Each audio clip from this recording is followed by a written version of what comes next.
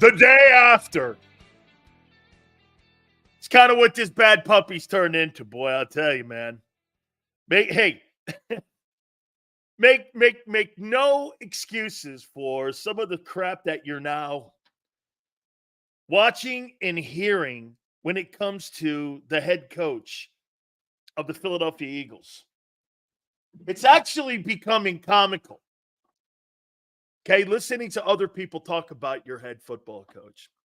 As always, we start the program off with bench sales, and we are powered over the next 4 hours by our great friends at BetUS. Make sure you check out the betting house and our partners throughout this football season. We appreciate those guys very much.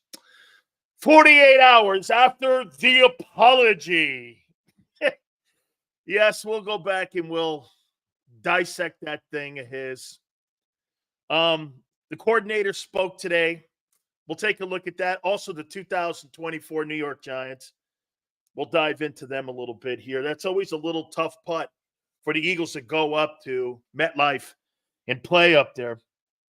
So we'll get into that. But did you see that quarterback last night? Josh Allen. What a legend. What a legend. That's how you play quarterback, making everybody better around you. Making everybody better around you. Josh Allen. Hey, baby. Win the game, baby.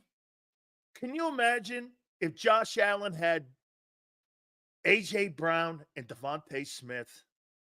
Could you imagine if he had Saquon Barkley? Can you imagine if he had that offensive line? What would that guy do with that talent? Yeah, baby. Look at Sam. Do you have to lead with that? Why? To remind you, Sam, of what a great quarterback looks like? You're right. And you're stuck with him. Hey, and you're stuck with him. All right. Absolutely. I understand, Sam. You're stuck with him. Hey, do you think Hurts will get better? No. Hey, Hurts didn't have any turnovers. I know. Holy cow, man. Unbelievable. End up beating the New York Jets. Jets make some news, though. Devontae Adams, obviously now a member of the New York Jets. And there was some sort of deal done in the middle of the night last night by Woody Johnson and Joe Douglas to make this deal happen. It's a contingent number 2. Out front, it's a third, but with playing incentives and how far the Jets go, this thing could turn into a second-round pick. So obviously desperation. And on top of that, the new agent for Hassan Reddick, Drew Rosenhaus, has been given permission. Now, from what I'm understanding, Hassan Reddick has 48 hours to get a deal done with another team. And here's the team that I'm hearing, having talked to Chris Spielman, the Detroit Lions, look like the team that could be in the mix to get Hassan Reddick because of the injury to Aiden Hutchinson. Just makes sense. So that could potentially be. Now, there is an issue here for the Eagles that affects the Eagles here. If they do trade him, that pick automatically becomes a second-round pick. So it was contingent 3, but now it moves up to a 2 because they're going to move him, obviously never having played him. So they get a second-round draft choice out of this thing if they end up moving him, say, to the Detroit Lions. So that's something to keep an eye on. And it's kind of a win there for Howie a bit if this thing ends up moving where Hassan Reddick ends up getting moved to Detroit or another football team. I know that the Jets would like to get him out of the AFC. They don't want him in the AFC, so they're going to send him back, obviously, to the NFC, and that would be the Lions, obviously, because of Aiden Hutchinson. So all good there. Absolutely. Every time I see Mr. Perez, Josh Allen. Yeah, baby. Oh, yeah. How you doing? Hey, by the way, don't be shocked also if the Baltimore Ravens end up getting an opportunity to get into this sweepstakes here for Hassan Reddick. That could also be too. Okay? Yeah, that's right. Him beat Josh Allen. Yeah, I know. And Drew Lock beat your fucking doors off, and you can't beat Baker Mayfield. How you doing? Hey, beat Baker Mayfield before you start talking about Josh Allen. All right, guys? Try to beat Baker Mayfield. Beat Baker Mayfield, baby. There you go. All right. Giants, obviously, this week. Tough place to play. We'll take a look at our top 10 teams, our top 10 quarterbacks, and also, too, we'll get into a little bit here with the Philadelphia Eagles here. And I got a question for you. By the way, Gary Cobb will join us at 4:30. Xander will join us at 3:30. Hey, guys, once again, I find you comical. Comical. Every time you bring up that dude, Hurts and Allen. I think you're idiots.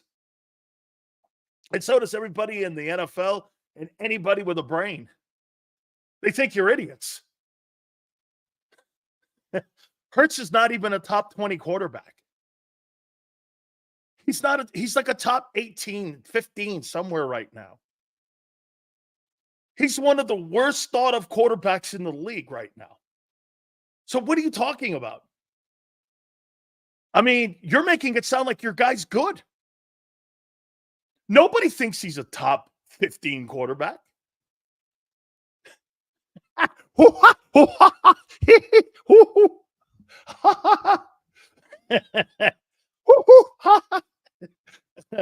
Hurts is top 13. I highly doubt that.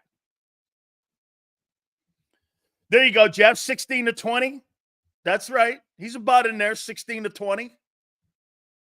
16-20. By the way, let's do this.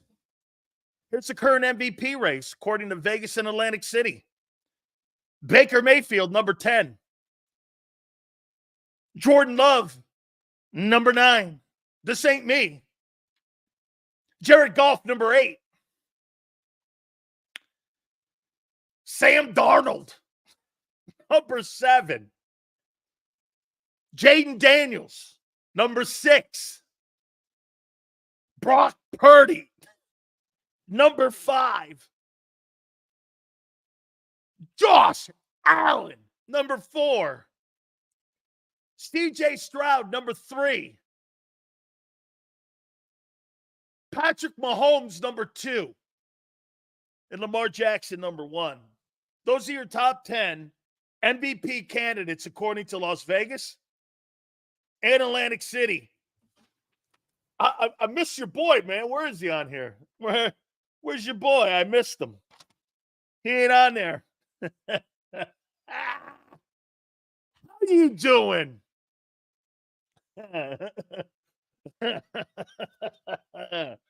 Oh, man. I love it here, man. All right, let me start the show off by doing this. By the way, guys, really great stuff. Please hit the like button. All super chats go to the top of the program. We appreciate all of you each and every single day, all of you that come here. Thank you so much. Sills on the sauce today. Sills is always on Big Sills Bum Juice. How you doing? Right, Bumper? No, I'm on the Nick Sirianni juice. Yeah, the Nick Sirianni. Hurts is 11. Hurts is a bum. Yeah. Dude, I'm never going to build my... Hey, that's a great topic. If you had to build your team versus Hurts. I haven't... Dude, this topic just came to me here. Let me see something here. Let me go down that list. NFL standings. Let's see here. Okay, here we go here. Standings. I would never take him over Allen. Would I take him over Tua? Yeah, because Tua can't stay healthy. Would I take him over Rodgers? Yeah, Rodgers is too old. Not Mahomes. Not Herbert. Would I take him over Bo Nix? Yes. Raiders? Yes. Lamar? Never. Both Steeler quarterbacks? Yes. Over Burrow, never. Over Deshaun, yes. Over CJ Stroud, never. Over Anthony Richardson, yes. Over whoever's at Tennessee, yes. Jacksonville, probably. That guy's gone south. Washington, Jaden Daniels, never. Dak Prescott, no. Daniel Jones, yeah. Brock Purdy, never. Geno, that's a push. Cardinals, Kyler Murray, that's getting closer. But as of right now, probably. But it's getting closer. Stafford, never. Sam Darnold, I guess. Golf, never. Caleb Williams, never. Jordan Love, never. Hey, by the way, the NFC North might be the best division in football. Kirk Cousins, never. Baker Mayfield, never. Saints, Carr, yes. Panthers, yes. Woo! All the bum teams. Nick should join Jerry Jones' front office. They both act like clowns. Yeah, I posted that. I just wanted to show you something. Hey, Xander, can I play that? Because that was for public consumption for everybody. Can I play that Jerry Jones thing? And I want to make a point to you about the Philadelphia Eagles in how they control the narrative and how they control their own market like every other NFL team does. Can I play that, Xander? Because, again, that's for public consumption. It's on Twitter, and it's everywhere else. And, I mean, a lot of people are playing it on all of their platforms. Okay? Okay, yeah. Oh, yeah. Okay, here we go. I'm gonna show you this, and I want you to listen to this. Even Xander was shocked. Now you got to remember something. Jerry Jones goes on a local station in Dallas, and they're the flagship station of the Dallas Cowboys. Okay? They're the flagship station. And I want to show you what Bob Lang and all the things that Xander and I talk about on how NFL teams control the host. This is Jerry Jones. Let me tell you what I'll do. Let me tell you what I'll do about it. I will let us sit down and look at the decisions we've made over the last several years. Okay? I'll look at it. Now, if you think I'm interested on a damn phone call with you over a radio and sitting here and throwing all the good out with the dishwater, you have got to be smoking something over there this morning. I'm not. And I really don't. And I don't even want our listeners to listen to me. To talk about, this is not your job. Your job isn't to let me go over all the reasons that I did something and I'm sorry that I did it. That's not your job. Well, my job is to ask why. Job, or I'll get somebody else to ask these questions, man. Jerry, we're trying to figure out why the team is. I'm not kidding. I'm not kidding you. You're not going to figure out what the team is doing right or wrong. If you are, I'm going to leave it at that, or I'll get you replaced. I'll get you replaced. That's why people are flocking to this program. Because the Eagles can't get me replaced. Jerry Jones threatened an Odyssey radio show with radio host. Are you under the impression that Bob Lang and Jeffrey Lurie don't threaten WIP host if they don't like something they hear? The owner of the Dallas Cowboys is threatening people who are employed to do a job. And it is their job to ask questions on a shitty move. What Jerry is doing is combining ownership and GM and thinking it's one. It's not. Those are two different conversations. But then again, every time someone asks Howie about a shitty move like the Hassan Reddick handling of that deal, they shut him down and no one follows fucking up. There is the greatest example of controlled media. But again, that's not just isolated to Dallas. Philly does it too. Why do you think? Hey, by the way, questioning the owner and not having the owner know that you're going to ambush him like that.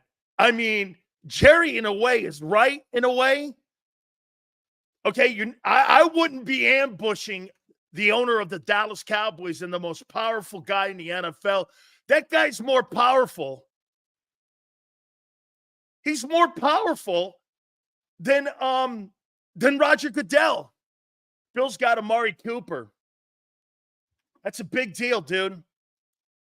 They were probably in the Devontae Adams sweepstakes, too. Hey, if you don't think the Eagles do that, they do it to our company all the time about me. Okay? Sills, I was listening to Belichick last night. If the Eagles paid for a great head coach, the head coach would develop players. By having a shit head coach, ownership doesn't give a shit about developing its players. That's right. Belichick is exactly right. The reason why you don't develop anybody is because you don't have a head coach that's worried about developing. Why? Because he doesn't pick the assistant coaches, Sam. Sam, assistant coaches to develop players. The head coach doesn't develop them. You're only as good as the coaching staff you have to develop those players. I mean, and by the way, I can't wait to get to Nick Sirianni and his fucking bullface lies again. What an absolute joke. What a joke. Head coaches don't develop anybody. They develop coaching staffs. That's what they do. Unless you're a play calling head coach, then you do. Okay? Did you get that first super chat? Xander, let's take a look at it. He should join Jerry Jones' front office. They both act like clowns. Jacob, thank you. I appreciate that. All super chats go to the. Thank you, Jacob. Guys, head coaches don't develop. They develop coaching staffs. And the coaching staffs are the ones who develop. You know who's developing Jaden Daniels? You think Dan Quinn's developing Jaden Daniels? No. It's Cliff Kingsbury and Brian Johnson. Those are the ones that are developing. But you don't keep coaches around long enough to develop players, especially on the defensive side of the football. Okay? Nick Sirianni is a bum. And he's killing your team. Let me ask you something here. This goes into M. Reyes and all these other fucking honks who like this guy. Xander, you too, man. And not your takes were great this morning, by the way. Question for you. Can the Eagles be a true Super Bowl contender when their coach is on the hot seat? Do you think you can have a Super Bowl contender when your coach is on the hot seat? Can you? Yes or no? Do you think you can have a Super Bowl contending football team? Okay, get this. Do you believe that you can have a Super Bowl contender? Xander says team can rally around it if they like him, but the chances are much smaller. Do you actually think the team likes him? Or half the team likes him? Or how about this one? Do you think the team trusts him? Liking and trusting are two different things. Like Dante says, would you rather be feared or loved? I'd rather be feared. Fear lasts longer. Love is fleeting. Okay? I mean, I'd rather be feared. I mean, who cares if they like him? Liking, How many people do you think liked Bill Belichick in New England? 2%? What exactly does have to do with being a coach? I don't give a shit if you like me. I care you respect me and my word. Dude, I'm not in this for you to be my friend. Yeah, that's one of the things that I think people get, and it's such a misnomer here. Coaches aren't looking to be your friend. Coaches are looking to get the best out of you. And friendships forge once they see that the player is a good player and can be something that is going to help his career, help the team, help the total environment of the team winning. That's how you build a relationship. You don't build a relationship. How many times have you ever seen a head coach or an assistant coach that were friends with a scrub? Coaches aren't friends with scrubs. They have no time for them. Hey, man, remember that guy that was a 7th round pick? Yeah, I'm still boys. No, you're not. Dude, when you get to that level, it's about winning and only winning, and that's it. You guys think there's some butt buddy thing going on here. Nobody cares about friendships. Yes, Giants did it in 07 with Coughlin, but Sirianni can't. Coughlin's a play-calling head coach, though. Yeah, Tom Coughlin's going to the Hall of Fame. I think that's what you're saying, too, Anthony. I think that's what you're saying. Yeah, well, Anthony, if you remember right, Tiki Barber ended up looking like an asshole after that. Any chance we trade for Crosby or Garrett? Zero. Tom Coughlin's going to the Hall of Fame. Took the Jaguars to the playoffs, into an AFC championship game. Built the Jags into a playoff contender. And then won 2 Super Bowls. As a matter of fact, he did just as much as Bill Parcells did in New York. He won 2. Same as Bill.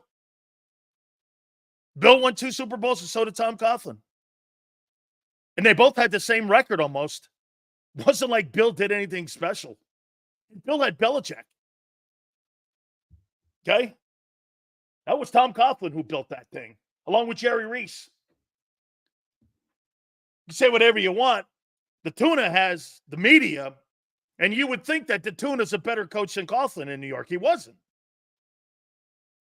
He was not a better coach. I mean, that's like that. That's like when people go, well, Mike McCarthy's not as good a coach as Sean Payton. They pretty much got the same record. Yes, they are. They get the same playoff record. I don't believe that you can have a Super Bowl contender when your coach is being vilified the way he is. And that rallying around, holy shit. I got to rally around my coach. I'm not concerned with saving his job. I'm concerned about making money, playing football, and winning games. Saving his ass is the last thing on my list. Dude, nobody's looking out for my job. Cooper to the Bills just happened. That'll help a lot. I hope San Francisco destroys us. McCarthy has to go. Yeah, but 304, you're in the same position as the Eagles are. For who? Another guy that's going to sit there and have to listen to an 82-year-old general manager? To what end? 304, to what end? Another Jason Garrett? Okay. Congratulations. You'll have 3 Jason Garretts in a row. Okay. To sit there and say that that's Mike McCarthy's fault, the lack of talent on that team when you could have had Derrick Henry, is a joke, 304. There's just not enough talent on that team. Why didn't you go out and get Derrick Henry? He's on pace for $2,000. And he wanted to play for you. You didn't do it. You know why? You brought back a relic instead. What in the world are you doing? Seals, how many players do the Eagles draft and then give up on them just for them to go to another team and ball out? We don't develop players. No, you don't develop draft choices. That's evident. That's why you have so many mercenaries on your defense. Get this. The two most important positions on your football team are mercenaries, edge rusher and corners. Edge rusher and corners. And some of you will go, well, Sills, we just got Quinyon Mitchell. Yeah, but you're paying $9 million for a guy who's not even playing in Bradbury and another $11 million for Slay. You got $20 million wrapped up in two corners right now. Two corners make $20 million combined. I mean, no wonder he drafted two corners. Cooper DeJean is not going to play corner. That's right, Matthew. Mike McCarthy's not the problem in Dallas. It's a personnel decision, and personnel decisions that have destroyed that team. Last 3 years, they've gotten worse every year. Why? Salary cap issues. They overpaid their guys. Okay? Get this. This guy says, Bills get Cooper because the non-elite quarterback, just Josh Allen, needs him. Would anybody in here say that Amari Cooper's in the same room with Devontae Smith? Don't make Amari Cooper sound like he's a special player. He's not. You're making him sound like he's Devontae Smith, senor, and he's fucking not. He's an okay player. Okay? You really think that Amari, get this guy's trying to make you think that Amari Cooper is an elite wide receiver. Amari Cooper's a relic. He was decent 3-4 years ago. But to sit there and say that guy, oh, so wait a minute. Anthony thinks that Amari Cooper's better than Devontae Smith because Devontae Smith's not a top 10 wide receiver. You think he's better than him. PFF has Devontae ranked, I think, 13 or 14. I mean, you're making it sound like Amari Cooper's better than Stephon Diggs. He ain't. Yeah, the Bills have to get someone because they don't have anyone. And they still won the fucking game. And they still won. Unlike your boy when he went into the Buccaneer game, threw up the white flag. He still won the game. How you doing? On the road. With nobody. He didn't even have his running back last night. It was all Josh Allen. Josh Allen won a game by himself. How you doing? Cooks was out. No receiver. And they win. That's what you do. How you doing? Hey, don't take the two receivers off the field for Jalen. He looks like Tyrod Hurts. Holy shit. Oh, give me a break. The Bills always, oh yeah, really. The Bucs always beat the Eagles. The Bucs always beat the Eagles too. Actually, the Bucs always kill the Eagles. Whether you have your stars or not, Baker Mayfield destroy. How many touchdowns? Hey, hook me up someone in here. Tony, how many touchdowns does Baker Mayfield have in the last two games against the Eagles? 8? Or is it 7? I think it's 7 with no picks. Yeah. And 60 points. Woo! Baker Mayfield's cooking. We beat Tampa when we were healthy. Oh, right. But you lost to the Giants when you were healthy, too. Okay. Oh, okay. Yeah, right. Good. Hey, keep up your bull. Hey, you just anybody who posts stupid shit about Josh, trying to compare him to Jalen Hurts, comparing Jalen Hurts and Josh Allen, one's a Bugatti. And like I said, the other one is like one of those box cars, Cube. One of those little cars. it's like it's like one of those little MGs, you know, one of them little tiny cars. Like, yeah, Cooper, one of the Mini Coopers, a Bugatti and a Mini Cooper. That's like comparing Josh Allen to Jalen Hurts. Over here, you got the Bugatti and Allen. Down here, you got the Mini Cooper or a Kia. I like that one better, too. A Kia. Got a little Kia. Holy shit, man. Hey, wait a minute. This is going to be hysterical. Because we're Big Sales takeaways from Nick, Vic, and Kellen. And I want to go in chronological order, so I'm going to start this thing with Sirianni. And I'm going to try to do this without laughing too hard. Okay? I'm going to try to do this without laughing too hard. So he was asked the question right out of the gate about, his energy. And of course, ESP phrased it in a way that didn't embarrass him. By the way, how many people believe Jeffrey Lurie made that guy go down there and apologize? Kind of. Oh, I do. Yeah, I'm sorry my energy was aimed in the wrong place. I need to have better wisdom. And we have the best fans on the planet. Oh, okay. Wow, thanks, Nick. Really?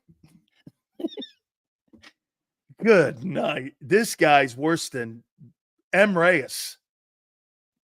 Oh, my God. He had a second to reflect on his behavior. And, just like he looks at a good curl route, he looks at a curl route in game, and then he gives himself 24 hours to look at that curl route the same way he looks at his behavior, and maybe has a second thought about it or a second opinion about it. I'd rather you just fucking stick to your guns and go, hey, I was an asshole. Sorry. I'd believe you more. Philly versus Dallas, a.k.a. the Special Olympics Bowl. I mean, I get this. Listen to how he talks. This is your coach. Dude, nobody respects this. I get where Xander's doing everything in his power to try to make this guy seem functional. You know why he wants it to be that way? Because that's his team. And he doesn't want a buffoon running it into the iceberg. I get it. He's not wrong. But when you have a guy answering a question, I had 24 hours to think about my behavior, like I would on a curl route or, a pass route and a play. And maybe, a second thought about it. And 24 hours later, you might want to do something different. So you put behavior and a curl route in the same room, calling the Eagle fans out, calling them motherfuckers. Okay. I mean, hey, if that's how you see the world, who am I to debate it? I see the world differently than stupid ass M. Reyes too. I mean, slow starts. I think Jalen and I want BLTs. Go make them sales.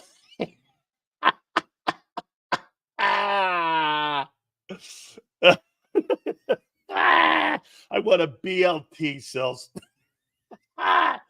Hey, would you like extra tomato on that, or would you like extra mayo on it?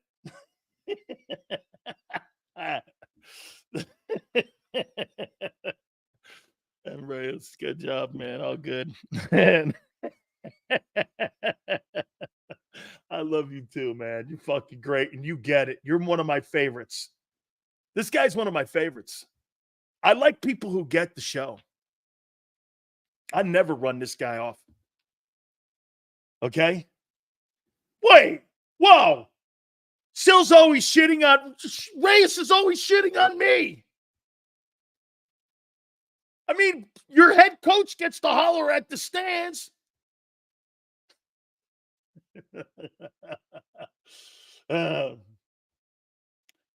Polska, that apology was forced and scripted. Really? Hey, that's some epiphany, my friend. Thank you for the super chat, though. I don't believe in that apology. Spoken like a true football fan. I'm sure he did want to apologize. Oh, man. You give me a heart attack, man.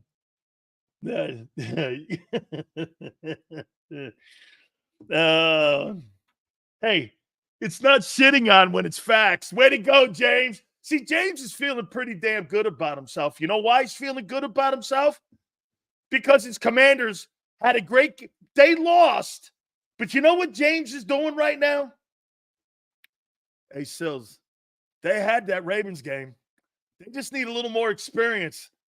And they'll catch him the next time they play. My Commanders are the best team in the NFC East. That's why he's feeling it right now. See, he's feeling it right now because he knows he's got a good football team. Got the best backers in the NFC East for sure, man. So I leave the ship cut on Big Sills, and we're still talking about Sirianni. I'm talking about his press conference. Then I'm going to talk Vic, and I'm going to talk Kellen. Don't you want to know what your coaches are saying and try to get better and preparing for the Giant game? Or no? I didn't get a chance to listen to the presser yesterday, but I listened to Vic and Kellen today. So what we're doing is we're just listening to the coaches prepare for the Giants this week, Jarrell. And the head coach is talking about we're cooking the Giants. Yeah, because the last time you played them, they kicked the shit out of you. Hey, how about this one? I want to do something here, and I want something to be okay.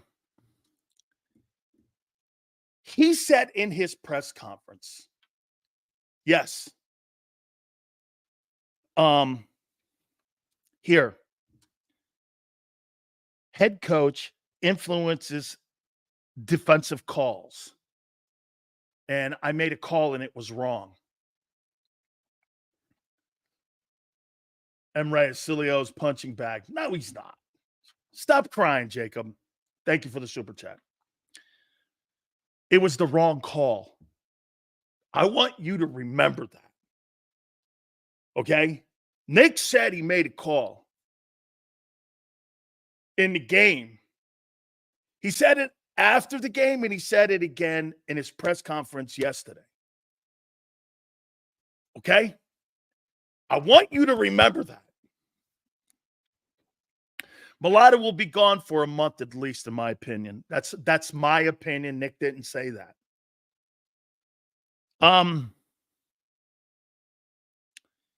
Cooper DeJean played about 91% of the plays. Thought he had great energy, played great. I'll let you hear what Vic says about that. Kellen did a really nice job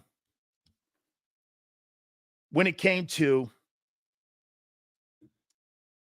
play calling. Hurts played well. Giants Stadium is a tough place. It is actually for the Eagles. He said that he also has to find a better place for his emotions. One hand, he goes, one extreme. This is what I talked about yesterday. This guy's emotions are not stable enough to be a head football coach. You can't have two highs like that and two lows. He's got the lowest of lows and the highest of highs. And his team plays like that. And his team leadership acts like that. It's on display. That's not an opinion. More on Dallas and Slay later in the week, which is not something he's going to say. So let me remember I said this to you. He said he made a bad call in the game defensively. Let me tell you exactly what Vic Fangio said about that.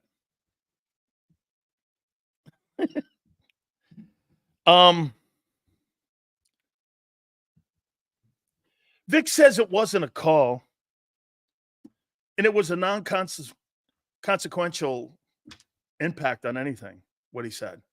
It had no impact at all on anything. He didn't call a play. He didn't call anything. He just said, he reminded us on 3rd and long, there was no play. Actually, what he said was, whatever he said had no bearing on anything we were doing at the moment. Why would he lie like that? Why would he let you believe that he had some influence on play calling with Vic Fangio when everyone on the planet, and me and John and Xander both in the postgame show said, there's not a chance in hell he was doing that in the game. And there he goes, making something that completely didn't happen up again. And the coordinator confirmed it. Whatever he said had no bearing on anything. Jeffrey Lurie's main problem since Andy Reid, haven't had a coach worth the crap. Defensive assistant coaches suck. They've developed no one. That's right, Mo. Why would he lie like that? Why? Or how about this? Let's take the word lie out. Why would he manufacture a story like that? Again, he got caught in the Seattle thing with the players and the quarterback.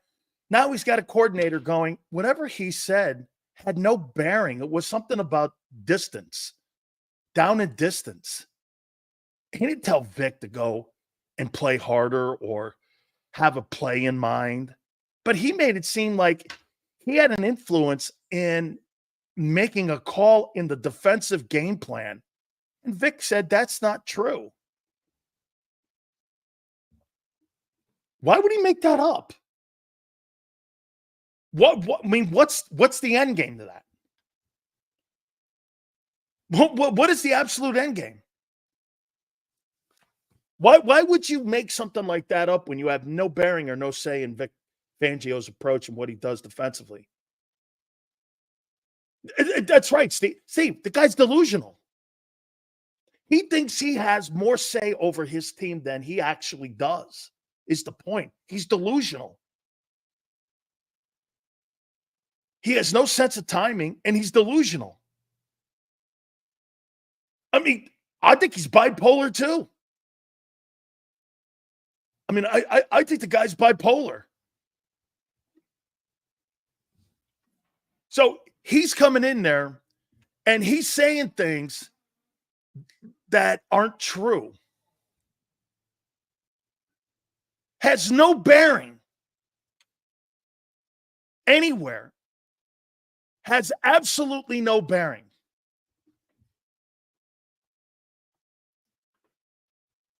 Gardner Johnson shit on the fans. Why can't Sirianni? Philly thing. Because don't you think, Justo, wouldn't you want to have this? Don't you want to have your head coach with a little bit more leadership qualities? Dude, I can be a freak and I could be a maniac. Okay? I could be a freak or maniac. But I don't want my coach to be a freak or maniac. Somebody's got to have a level head. I mean, the defensive coordinator called him a liar. Yeah, I made a a call. Even the reporter, hey, Xander, was that Silky or the guy from the Inquirer that goes, Vic said that he made a call in the game. And Vic goes, no, he didn't. It was something down in distance. It's like, what? Yeah, Vic goes, no, it really had no bearing on what we were doing at the moment. It had no impact on, it was like he almost seemed like it was an intern giving you a stupid suggestion.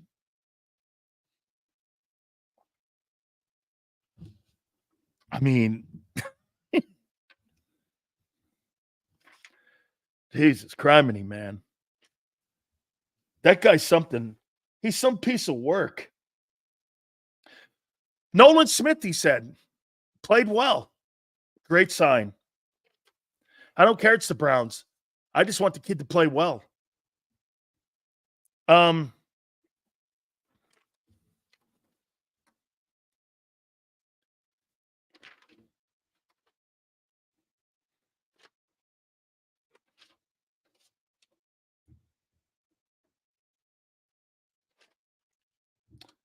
said that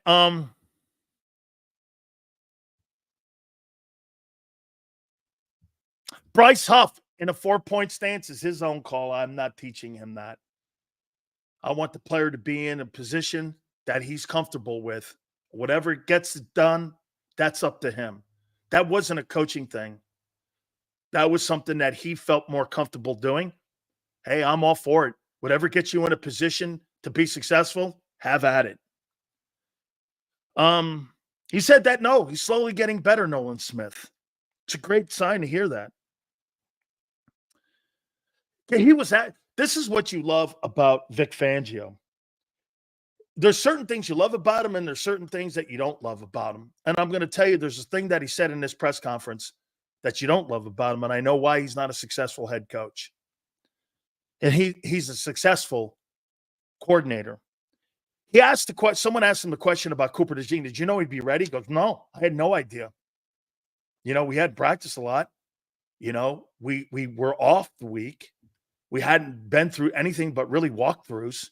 I had no idea that he was going to be able to play as much as he did and as well as he did. I had no idea. That's great and honest. So they basically put Cooper DeJean in there because Avonte Maddox sucks so bad that how hard could it be not to put someone else in to give him a look? That's how bad Avonte Maddox has played. That's great. Dude, that whole thing with the issue with Nick Sirianni calling him a liar. I mean, he had no say in a play call at all whatsoever in that Cleveland game. He had no influence in the play calling. And the reporters were like kind of shocked that Vic was so honest. It was an embarrassing moment for Sirianni again. Kobe Dean is struggling in space and making tackles in space, he says. He is.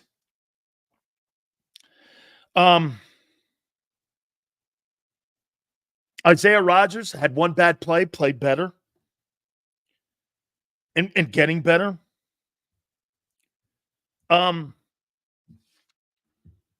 He said some great stuff. Here, get this. Here's why he's not a head coach and a good one. Where's Big Dom at? The babysitter got to get his son under control. And Nick's haircut is nasty work. This ain't the military, son. I know he looks like he looks like a munitions guy, doesn't it? Somewhere in some war somewhere. I'm with you. Here's what he said about the Philly fan base. Yeah, man, it's like any place else. They get a little loud. They get crazy. Really, they're like every place else I've been to. And I was like, why would you say that? Head coach just got done shitting on the fans, and you're saying Philly fan base is the same as any other place that he's ever coached. Come on, man. Know where you guys are. And that's both of you.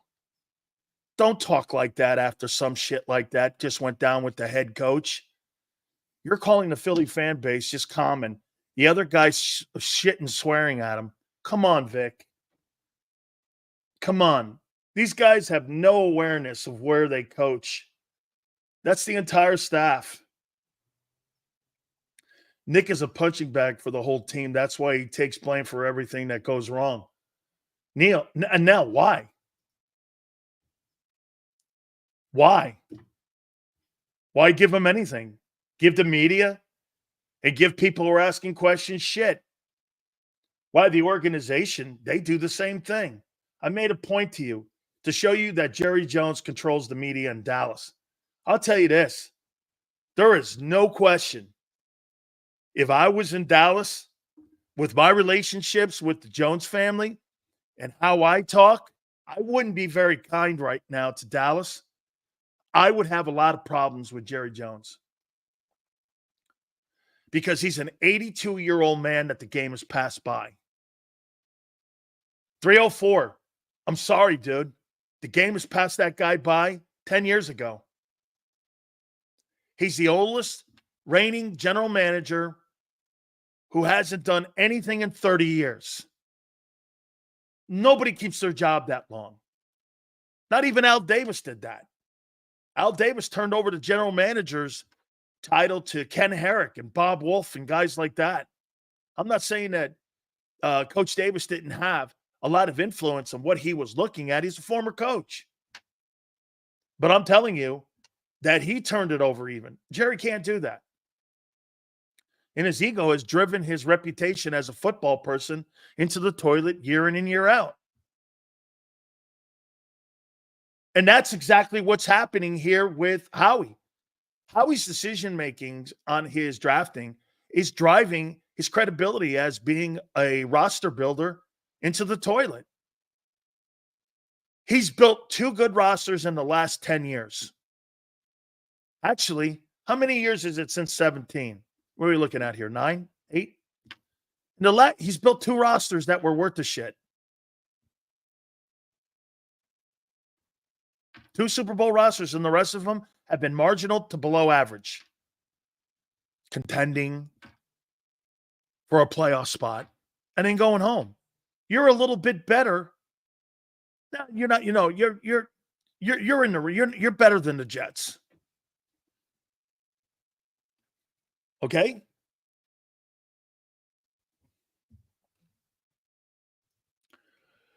He builds them and strips them down year to year. That's not how you build a champion. It's a rap sports network. Here, let's do this. It's not that he rips them down. The fundamental blueprint rips them down. And here's why. When you hire guys on 1-year contracts or 2-year contracts, you're not building. Okay? You're renting. He rents players. He doesn't develop them. Howie Roseman, would you agree, is a renter. He doesn't buy the farm. He doesn't believe in buying the farm. Because buying the farm is like a long-term investor. Commodities, IRAs, hedge funds. This guy's a day trader. He wants to trade now.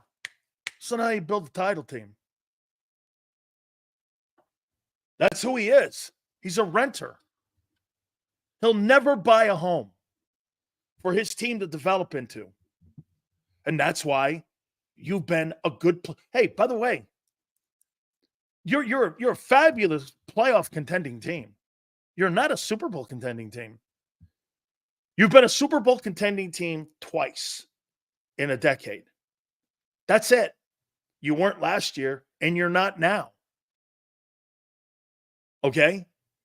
You had a no-year window with Jalen Hurts as a quarterback to take you to a Super Bowl. You haven't been a Super Bowl contender in 2 years. Where's your window? Where's this so-called window? You're making the playoffs is fool's gold to a lot of. Hey, by the way, would the Jets love that? Absolutely. The Jets haven't been to the playoffs in 11 years. Okay? See, that fan base is now, do you know what the Eagles are forcing you to do? The Eagles are forcing you to lower your expectations by the way they build their team. Instead of demanding that they're Super Bowl contenders year in and year out. That's why your expectations were higher than the team's this year. Teams' expectations with that defense and new coordinators could not have been Super Bowl. There's no way. There is no way with all the new faces. If it affected the team a year ago, why wouldn't it affect it now? And then you get a coach coming out making these radical statements that he had something to do with the playing of the defense and play calling, and the coordinator comes out and goes, no, he didn't. What? I mean, this guy creates drama that you don't need. He's a noisemaker. You know, one of those things that you spin around at a ball game? He's a noisemaker. What the fuck, man? I think the great head coaches are the guys that don't say shit. Go about their business. I never hear anything out of Matt LaFleur.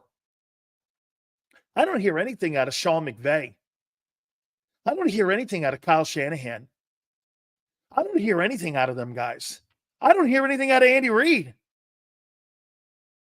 I don't hear anything out of those guys. There's not this built-in drama. I mean, there's none of that. All those successful coaches have no drama around their team that they've created. Now, I'm not saying there's not drama around their team, but they do everything in their power to make sure they're not part of it. It's like Nick injects himself into the story. Nick could turn this around. Will you eat your words? Dude, he's the most successful coach right now in Eagle history, percentage-wise. He's been to the playoffs every year, and yet he's on the hot seat. How's that possible? Turn what around? Win the Super Bowl? Get to the playoffs? Only team with a window is KC. 31 teams don't. I think Baltimore does. I think San Francisco does. I think Green Bay does. I surely think Detroit does.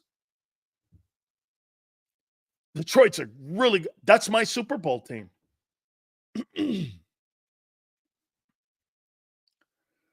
How many relationships, when you're being told to apologize publicly and well, I guarantee he resigns by the end of the year instead of being fired. Because it'll be a great way to exit and keep your stripes to get a potential another job. The only way he keeps his opportunity open to get another job is he resigns. Because if he's fired, people will go, well, he's George Seifert. Minus Andy Reid, which coach would you pluck a coach from in today's era of coaching in the NFL? Because I don't think coaching trees exist anymore. It's a good take. If I had to pick a coach today that I would want coaching my football team, it's McVay. I think McVay's a tremendous play calling coach.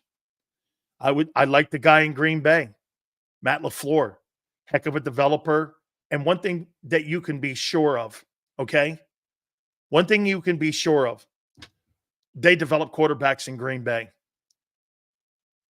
In the last almost 40 years, there's only been 3 quarterbacks that have taken 97% of the snaps. They know what they're doing up there. I've never seen anything like it. Every quarterback that the Green Bay Packers drafts is a star.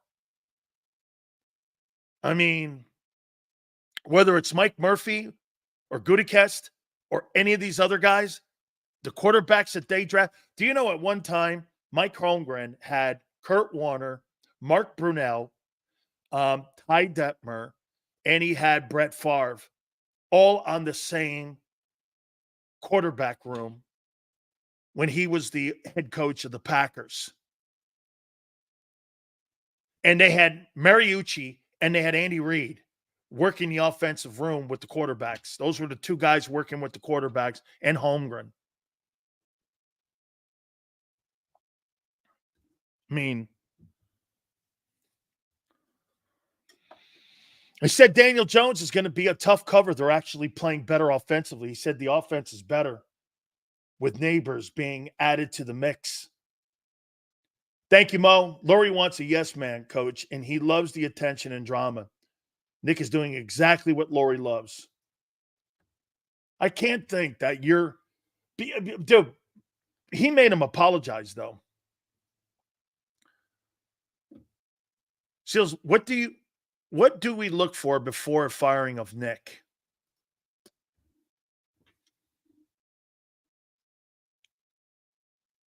A non-clean game. A non-clean game will 2 in a row, Justo. 2 in a row. He needs to lose 2 in a row. If he loses 2 in a row, it's over. If he loses to Dallas and then Baltimore, like they lost to Dallas in San Francisco hey, Bob, somebody help me out. Is Dallas and Baltimore, are they in consecutive weeks on the schedule? I don't remember. Still, Howie's process for renting players keeps Howie front and center. Absolutely true. Long-term solutions build stability, but stability keeps the spotlight off of Howie Roseman. Accountants have egos too. Absolutely. Okay? Absolutely. That's why he's front. Did you hear Nick giving him kudos on building a roster? What was that? Because they were talking about potentially sending out Mekhi Becton and playing tackle in place of Jordan Mailata at the left tackle position. And he goes, Howie does a really great job at building a roster and building his team up with players. And you're like, no, he fucking doesn't. Jeff Stoutland made that call. Cowboys, Washington, then Ravens. Thanks, Abe. Okay. If he loses 2 of the 3 here, he'll get fired. If this goes down like it did last year with San Francisco and the Cowboys destroying them, there'll be problems for him. Okay? Absolutely. Kellen Moore sounds like a head coach. You know why he sounds like a head coach? His press conferences are as boring as ever. He says really nothing. There was nothing in his press conferences. And they're getting more professional. He's a professional guy behind the mic. Yeah, every system's different. Yeah, the influence of, being in Philly here. They got a nice process here. It's a little different than Dallas. You kind of put them all together and you're like, great. That's how you answer the media. Give them nothing. Give them absolutely nothing. Kellen Moore is a professional behind the mic. Maybe his playing days and being a former player has a lot to do with that, but he knows how to handle himself behind the mic. He gives him shit. He gives you just enough to go kind of okay. But Kellen Moore, unless you press him, you're not going to get anything out of him. Okay? Dude, Tyler goes, you love quarterback rating or metrics. As shitty as he played, Hurts is 8th in the league. You're right. Hurts is better than Dak and Mahomes. No, you're right.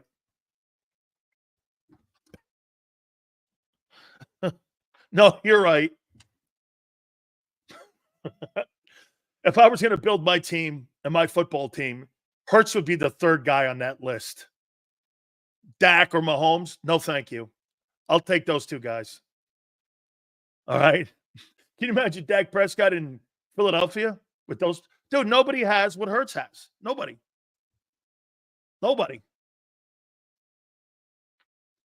Watch very carefully to one thing. Will Slay play on MetLife? He's injured.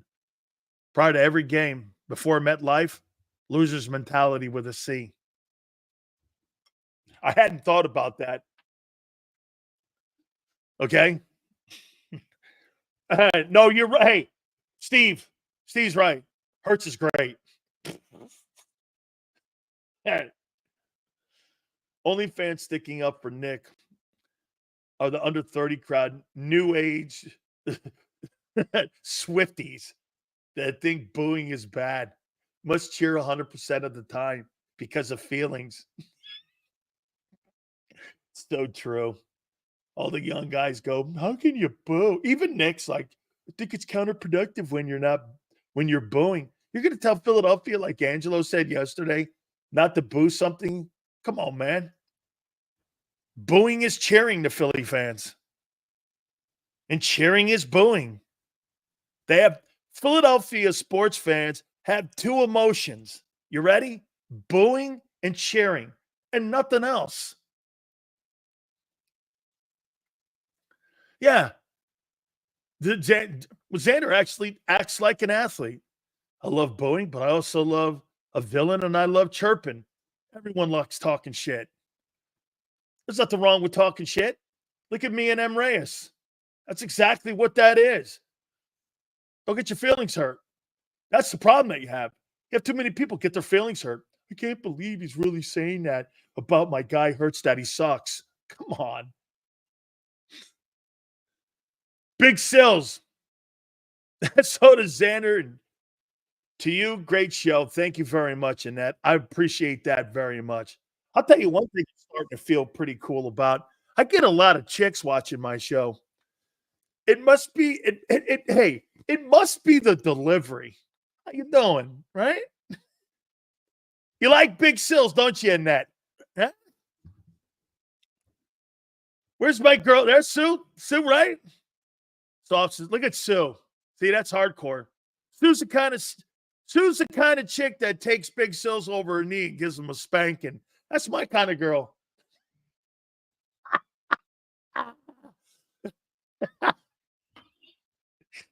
Oh, my God.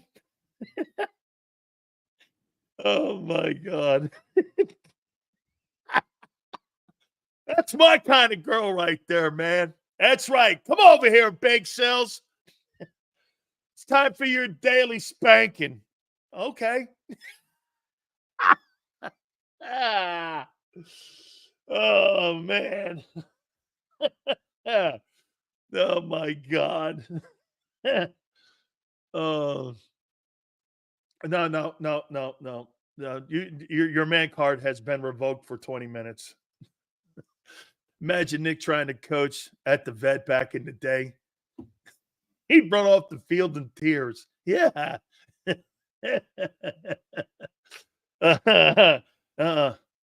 What do you think? You're kidding me, man? My old lady's not here. That's why I can talk like this. I know better, Eduardo.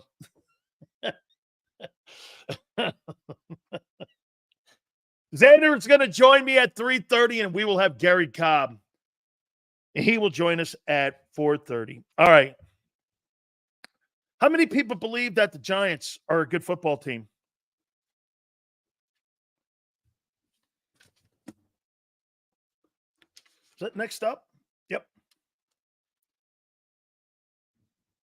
How many people believe the Giants are a good football team? Steve says no.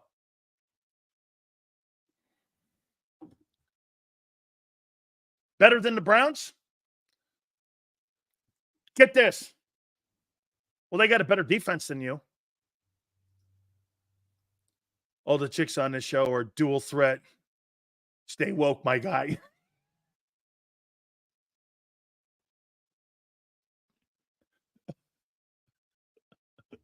Brance is like, huh, is that a cannoli? What are you doing with a cannoli? Oh. Prince, you love the New Orleans story, don't you? I know you do. You love the New Orleans Sugar Bowl story. Hey, Prince, you like the New Orleans story, don't you? Walk into the bar down at the Sugar Bowl. These three people were sitting around us, and they had really big cans, and they looked great. Bartender finally, because we were going to walk out with them, bartender comes up to Big Sills and goes, you might not want to do that. Those aren't girls. I said, do me a favor. Sue, you're going to like this. Don't tell my teammates. Let me say this to you. The buffet the next morning was very interesting. Well, hey, the bartender stopped us at the door after you walked out. I went, yeah, well, hey, man, cannolis for all. Oh, man. Hey, wait a minute. Giants have a better defense than you. I'll show you here. Here are the 2024 New York Giants. Total offense, they're 20th. I thought they'd be worse. 321 in total offense a game. They average more than the Browns. They're better than the Browns. Passing offense actually is 13th. They got a better passing offense right now than the Eagles do. They're 13th. Run offense, they're 23rd, obviously, without Barkley. Scoring offense, excuse me. They're only averaging 17.8 points a game. Horrible. 27th.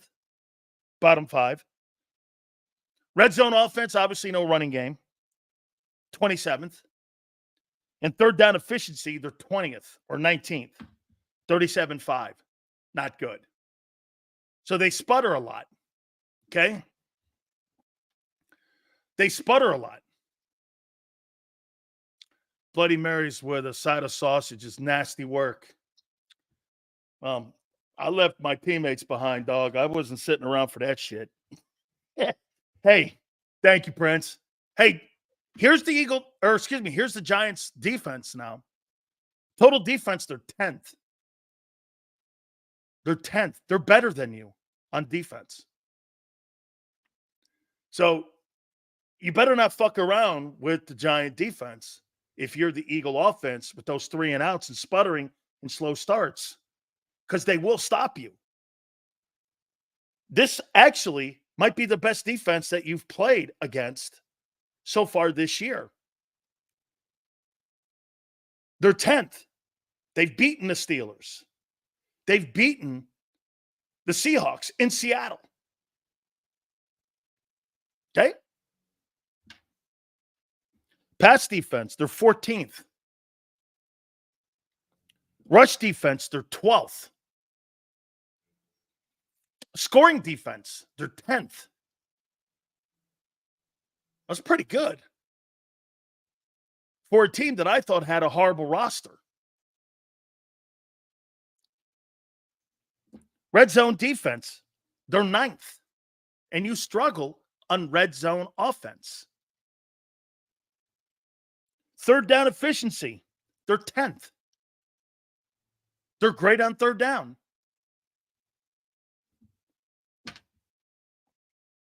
Giant defense has played well so far.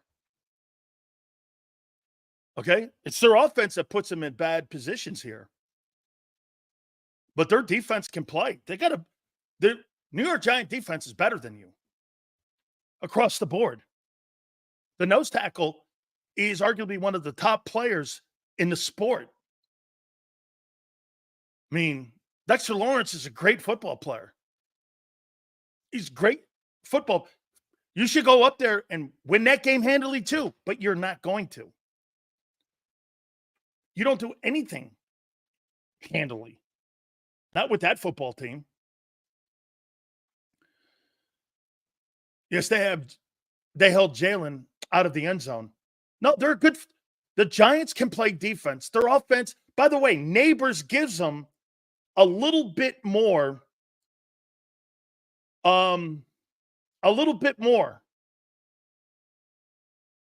Okay? Better than the Browns didn't have the number 1 defense going into that game. That's not true. That was a year ago.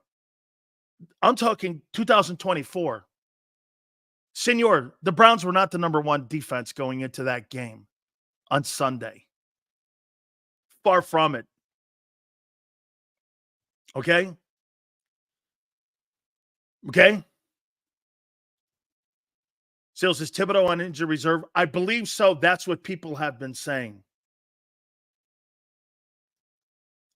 Anthony says the Giants' top receiver's out. Is Malik Neighbors out? He's a good-looking player. I thought they said he'd be cleared to play on Wednesday. And that the narrative all week leading up to the game was the Browns were the number 1 defense last year. Right. And I won what I said. Take the points in the Browns because you're not going to do anything against them. The Browns can play. They were number 1 a year ago. Right now, playing this year, the Giants are a better defense than the Eagles, and their numbers dictate that over the first 5 games. What's the narrative? That's the facts. They've played good defense. That's not a narrative, guy. Last year, the Browns had a good defense. They were number 1, and it showed on Sunday. Right now, the Giants are 10th in defense. They're playing well on defense. What's the fucking narrative? I'm speaking facts. They've had a nice start to the 2024 season as a defensive group. What's the fucking narrative? That they played well? Okay, I guess so. Defense is not better than Tampa or Cleveland. Tampa was 26th when you played them. And Cleveland was 17th. This team's 10th. Holy shit. It's still the Giants. They could shut down Barkley. Dude, and that's right. The Browns were awful against the run heading into that game, and they shut them down. Absolutely. Nobody said the Giants were good. I said their defense is good, Arthur. Nobody said that. Jesus Christ, you're taking 5% of what I say, and you're making a narrative. They're 10th now, the Browns, with AJ and Devontae. It's a tough matchup. The Browns are 10th. Browns, I thought, were 7th, Forrest, heading into that game defensively in the secondary and pass defense. I thought they were 7th last week. They're 10th now. Right now, pass defense. They're 14th, the Giants. In pass defense. They're 14th. Total defense, they're 10th. Heading into this game. And they're not 29th ranked offense. That's not true. Total offense, they're ranked 20th. Not true. They're 27th in red zone and they're 27th in scoring offense. Didn't say he was better, but he's not as broken as you may make it out to be. Just needs a real coach, schemer, and leader. Tyler, how many times are we going to talk about coaching with Hurts? He's had 4. So he needs another new coach? Is that what it is? Sills, why does this offense underperform? William, here's why. New scheme. You're asking a quarterback to do things he's not good at. He's still developing. He's still developing into reading defenses. He is a 2-target guy. He has no trust in the other receivers. So, I mean, there's numerous things. That's not what he does. What Jalen does best is how he played against the Browns this past week. Okay? Running the ball 14 times and throwing the ball 25 times. That's the remedy for him to be successful. And no turnovers. You're going to win a lot of games like that. But to sit there and think that guy's a 375-yard guy and he's going to carry a football team on his back, he can't. He's not capable of doing that. That's not who he is. Okay? It's not who he is. He's quite not good enough to do that. That's correct, Angelo. It's a great take. Please hit the like button, guys. This is a divisional game. All divisional games are tough. It doesn't matter how good a team is. Correct. It's like playing against an in-state rival at times, Angelo. Doesn't really matter what the records are because it's common opponent. It's common opponent. You know what's funny? Here, let's do something here before we get Xander on. Let's do something here that shows you how Howie doesn't really know how to build a roster, and I'll give you exactly how you build a roster and why the great ones know how to build great rosters.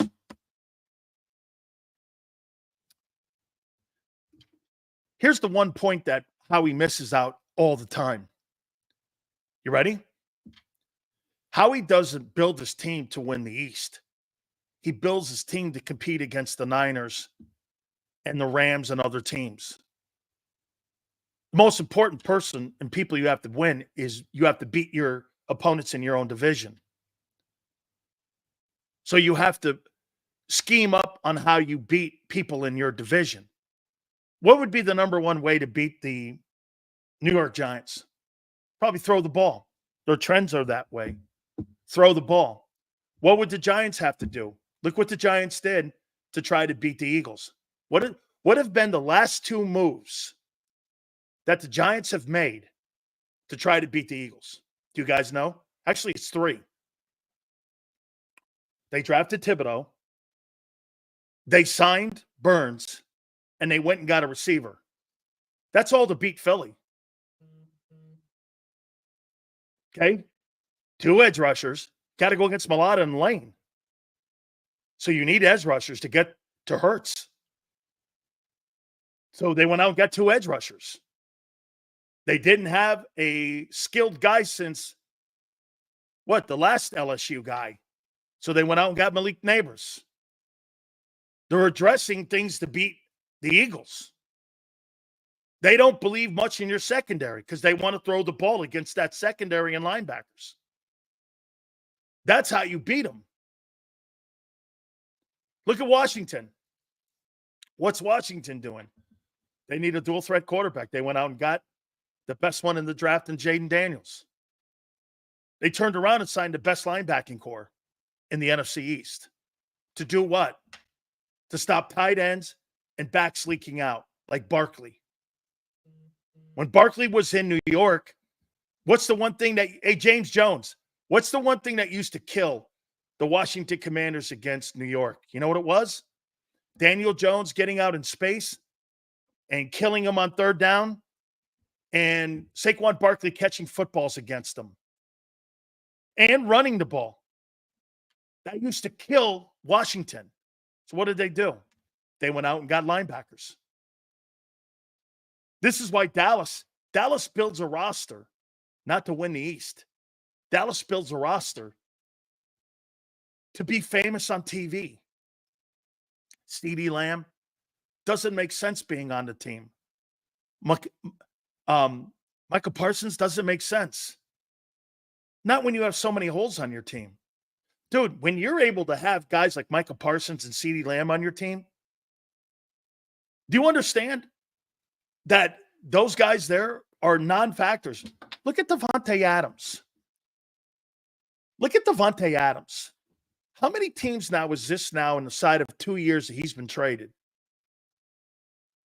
Okay, he was on the Packers. They traded him to the Raiders, and now he's in New York. 2 teams in 3 years. I thought he was an elite receiver. He makes $30 million. If these guys are so elite, why are they being traded constantly? Stephon Diggs. Have you ever seen more elite players in your life over the last 3 years moved? Tyreek Hill, Stephon Diggs, A.J. Brown, Devontae Adams. I mean, all these guys are moved. If they're so fucking important, why do they keep getting moved? All of them. Because you don't win Super Bowls with high-priced wide receivers. And that's why the Eagles will never win with those 2 wide receivers. You'll win when it's once Devontae's team. You're never going to win with 2 wideouts. Shit, Seattle's got the same shit going on up there. They're not going to win. So kill San Francisco a little bit.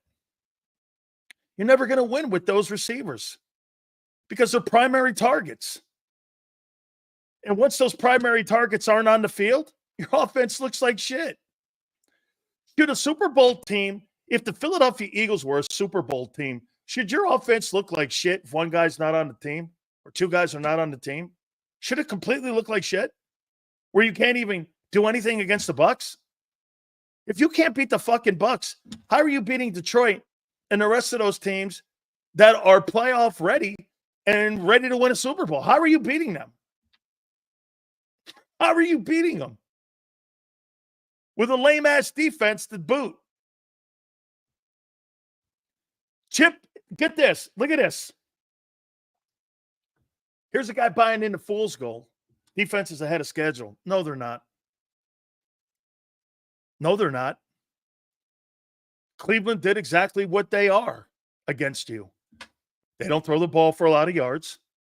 They don't run the ball. They don't score a lot of points. They did everything that they were. You didn't do anything special against them because Cleveland's not special on offense.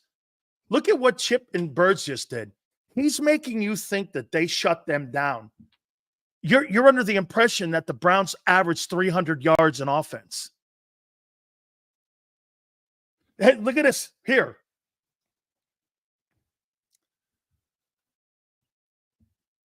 Chip and Birds makes you think the 29th ranked defense is ahead of schedule because they beat the Browns.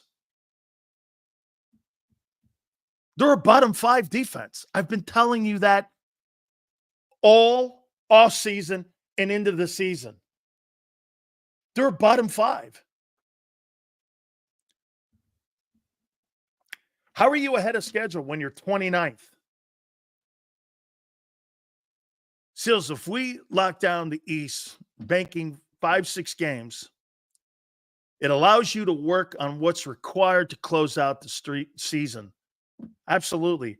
Howie focuses on the forest and bangs into the trees right in front of him. He does, because he micromanages and not macro manages, looking at the big picture. He doesn't see the big picture. That's correct, Bob. You had a guy in here, Chip and Birds, telling you that the things ahead of schedule. Head of schedule in your 29th. Okay. Bucks are a legit team this year. They are, Daniel. They're better than I thought they are.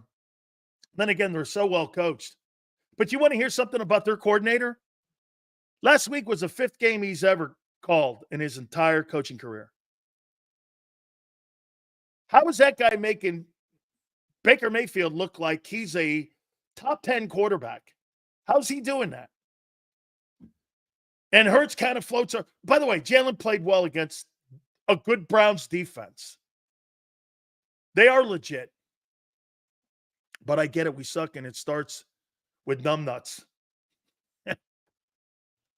So before I get Xander on here, hey, yeah. I called the play in defense, and it was the wrong call. And, yeah, that's on me. So, Nick, you called the play on defense? Yeah. No. Vic, so what was the play exactly that Nick called? He went, what? He goes just like this. What? What? He goes, oh, yeah. It was more about down and distance kind of stuff than anything else. What? It's about what? Yeah, it wasn't a non-factor in anything. It just, I kind of heard it and I went, all right, let me call the play now. He basically said he ignored him. And there's Nick at the press conference going, I'm fucking calling defensive and offensive plays. Xander and John McMullen and I both on the postgame show went like this. I'm not going to buy that one. Holy shit. Xander goes, nobody in here really. It was so priceless when Xander did that on the postgame show on Sunday. He goes like this. Nobody's buying that. Bottom 5 since last year. Watson is the worst quarterback I've seen. Next week, Jones and Neighbors are going to march up and down. Even average quarterbacks look elite versus us. Hey, look at this right here. 29th ranked defense ahead of schedule. Has forced 2 fumbles all season and went into the Browns game with 6 sacks. How you doing? Hey, but it was the Browns. Fuck it. It's an NFL team, right, Xander? Hey, let's do this. The man who proudly wears his green. The man who I feel kind of guilty here. Okay? He has all this. Dude, when you listen to my Birds 365, yeah, that's a nice stepping stone. Shit's looking, then it comes by the time I'm done with him, man. This guy feels like a guy down there in South Philly walking the streets going, I feel so beat up. Let's bring him in to co-host the Birds 365 and the pre- and post-game show, our dear friend, Xander Big Z Kraus. What's up, Big Cells? Love the gear, Hoss. Thank you, man. Love the gear, absolutely. Big Make shout sure out, man. you A guys bunch of check people, it out too, man. yeah. Make sure Bunch you of check people it checking out. out the gear. Appreciate that. Big Sue. Sue got my favorite piece of merch. So shout out to her. She got the JAKIB Bleeds green in a gray t-shirt. Looks really good, Sue. So good stuff with that. That shipped out today. So appreciate everybody that supports anything we do on JAKIB. It means a lot to me, and I appreciate it. You know what I'm doing right now, because we're getting a lot more chicks that are checking Big Silver out. Oh my God. Prince had me dying with that. And then you started telling a story about you and a cannoli. And I'm like, I don't know, Big Sills. You might have want to kept that one inside. No. We, like I told you, we're at the Sugar Bowl and these things were sitting with us. And I didn't know what we were in New Orleans for the Sugar Bowl. We were playing Tennessee. Yeah. And so anytime you're in New Orleans, you got to keep your head on a swivel. I didn't know any of this. I didn't know what the hell this thing is. I went to New Orleans once in college, Big Sills. Hey, so get this. I'm getting ready. I get up. I go over to pay the bill. The guy goes, "You ain't leaving with any of them things." And I go, "Why?" And they go, "They ain't chicks." And I go, "Do me a favor. Don't tell my teammates." Yeah. Bold move by you. Bold move by you and a cannolis. Hey, I can promise you this: the next day at trade table wasn't really a pleasant conversation. Yeah, oh my God! The bartender stopped us at the door. We would have been holding cannolis. I went, what are you talking? No, that's okay. That's just the world of Big Sills and how my mind works. Anyway, how does the mind of Nick Sirianni work when he gets called out by his coordinator today saying, "Yeah, that was nothing, Berger. He didn't call any plays or anything." Yeah. Why does he do this, Xander? Why does he create drama that doesn't need to be created?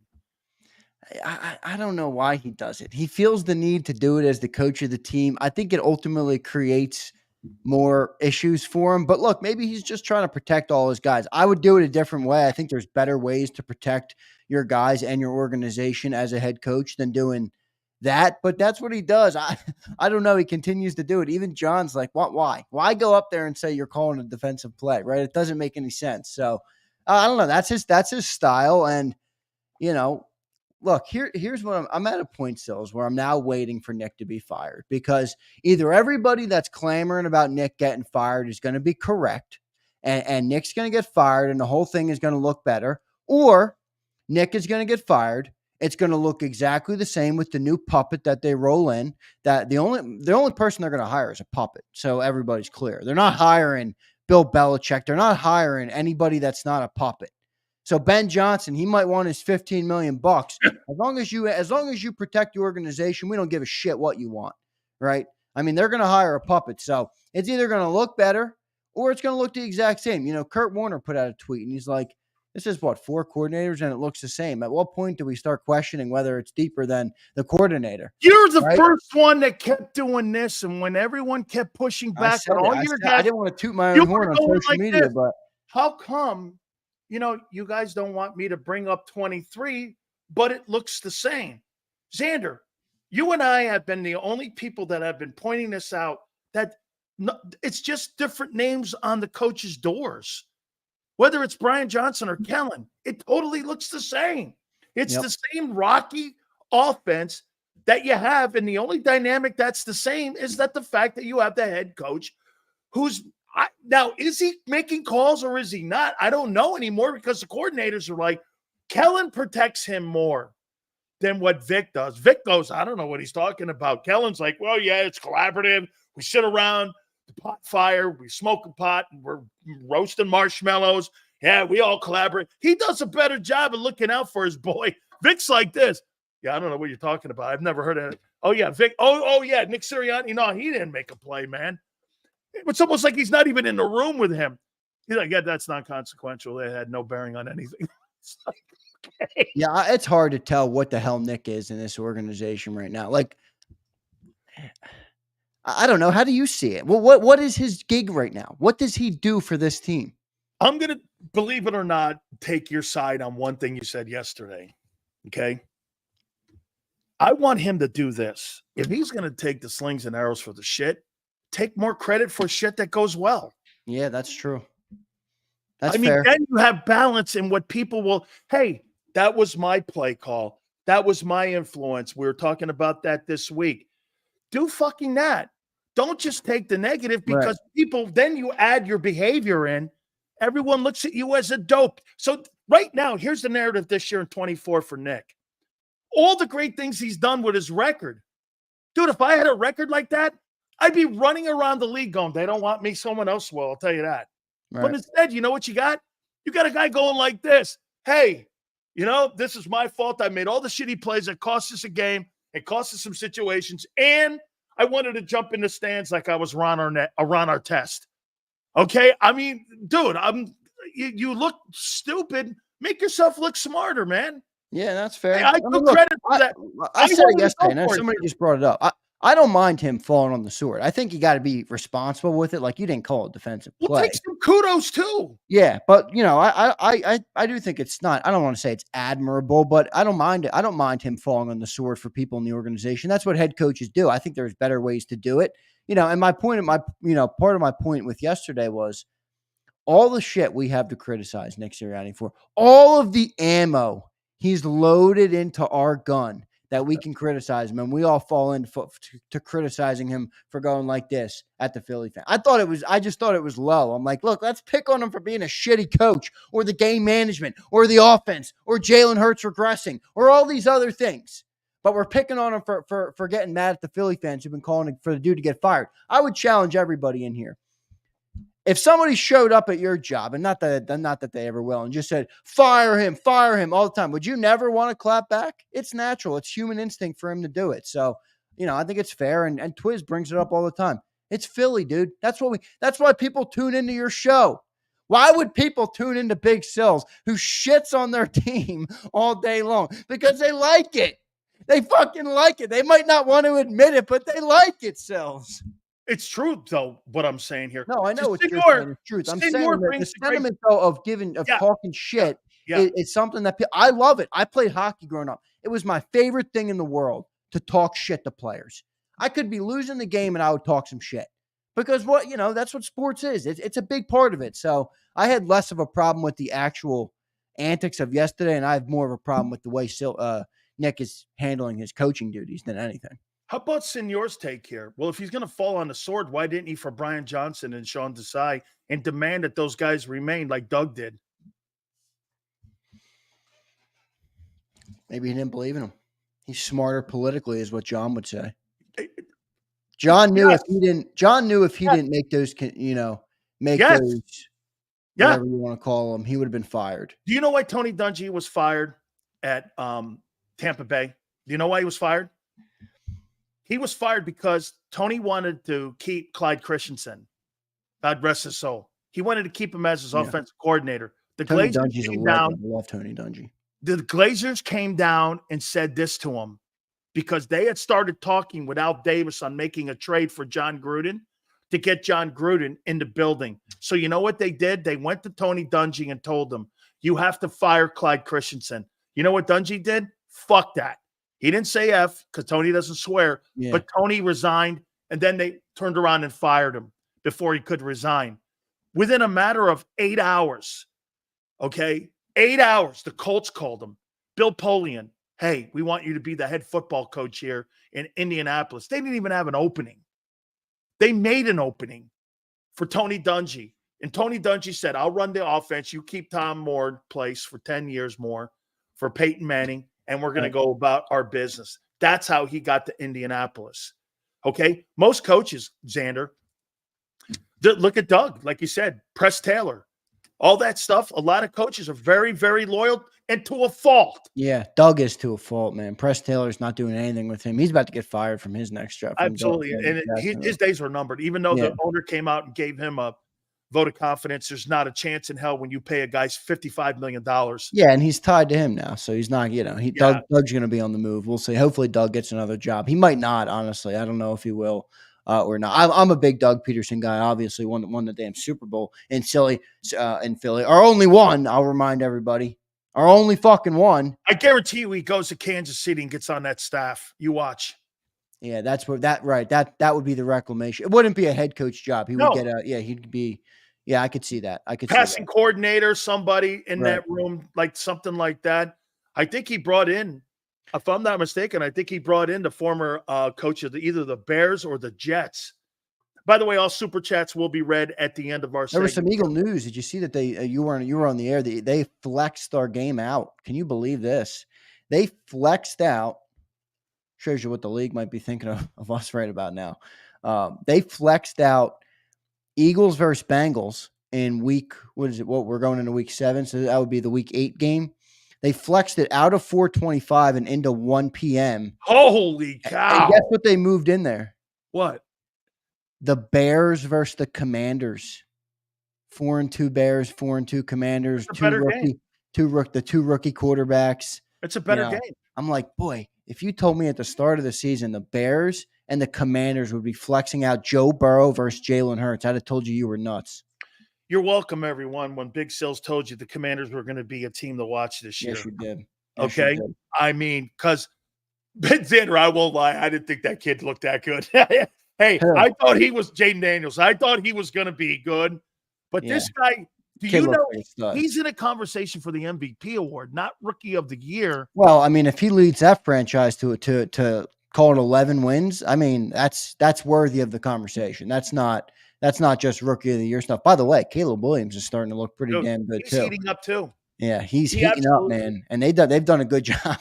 I tried to give Ryan Poles some credit on Birds 365. Johnny Mack unloaded on Ryan Poles. I'm like, holy shit, I didn't know you hated Ryan Poles so much. I think he's done a pretty good job. Hey, all I know is this, man. I told people if that guy does a great job and he ends up putting the Bears in the postseason, I may be wearing pink fingernails by the end of the year. Oh, yeah, who told you that? Who bet? Did someone make a bet with that? Somebody made a bet with me on that with somebody from Chicago, Windy City. I think it was Windy City. He made a bet with me and said that Sills, and I go, but Xander, one thing before we move on here with this, who would have thought the NFC North would be the best division in all of football? Dude, the NFC North is really freaking good. By the way, are the Lions going to potentially make a move for Hassan Reddick? Yes.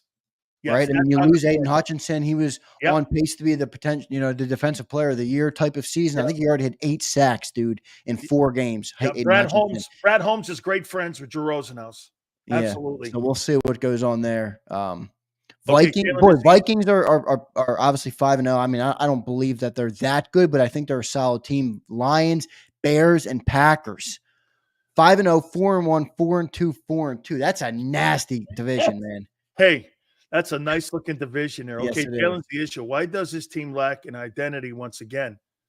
Is this also Jalen's fault? No. Okay, there's more to it. Guys, we need to be more of a balanced team, and they refuse to do it. The issues are, look, I'm hard on Jalen. I don't think all the issues on this football team are Jalen. Yeah. No way. I mean, I have my issues with him and his deficiencies, but all the issues rhythm to the play calling, though. And Prince, you tell me if you think this is true. I personally think the reason you don't have rhythm is because you have 2 primary targets and you don't spread the ball around like every other football team that is a championship team. I mean, tell me something here. Look at the teams that spread the ball around. Detroit, Kansas City. I was encouraged by Jahan Dotson. I mean, he didn't get much, but he got a couple catches. And you know who else? That was great to see. You know who else Hurts went to in the game? Calcaterra. Yeah, Calcaterra. I mean, he had, I think, 60 or 70 yards in that game. So I thought he had a really good game catching the ball. Yeah. He stepped right in there, and Kellen. Yeah, well, you remember Hurts went to OU with him.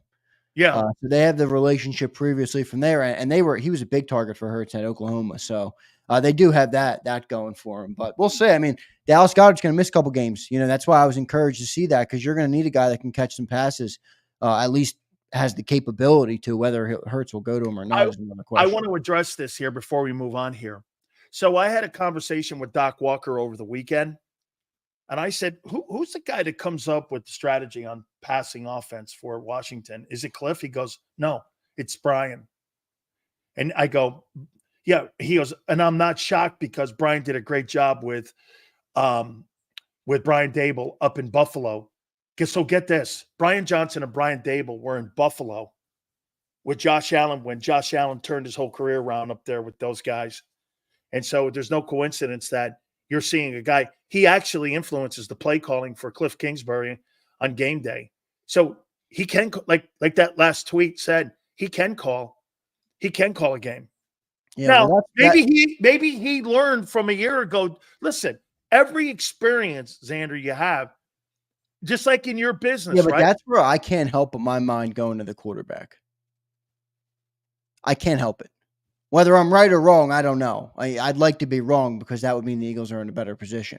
But I can't help watching Brian Johnson be able to do what he's done. Now, I don't know how much control he has there, but I mean, that offense was brutal with Jalen Hurts. It was brutal, dude. It was almost unwatchable. Okay. We were a hard watch last season. That because Nick was saying it's his offense. Yeah. Well, Nick said it's his offense. And right now, it's not quite as bad because why? Kellen's more of an experienced coordinator than Brian was. I think it's just a tad better, not a lot better. Don't you agree to that? The offense is a tad better.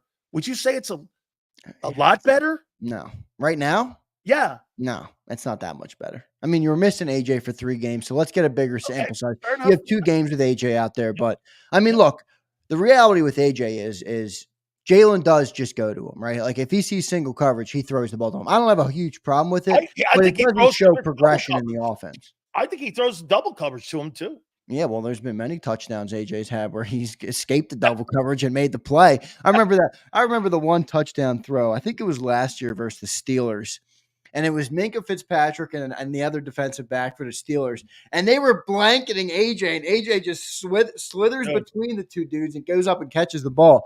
Double coverage also in the Super Bowl. Him and that. DK Metcalf are the best at jump footballs. Yeah, I'll take Those AJ two over are the DK best at it, Metcalf. man. I mean, you throw the football Yeah, up. that's right, Casey. It was triple coverage. Versus Steelers was triple coverage. That's right. Those 2 guys. Now, let me ask you this question here. Can the Eagles be a true Super Bowl contender if your head coach is on the hot seat? Yeah, I mean, I believe what I put to the chat in you is how I feel about that, and I put team can rally around it if they like them. I mean, Sills, you get this, right? I mean, it's WWE. It's how the world works.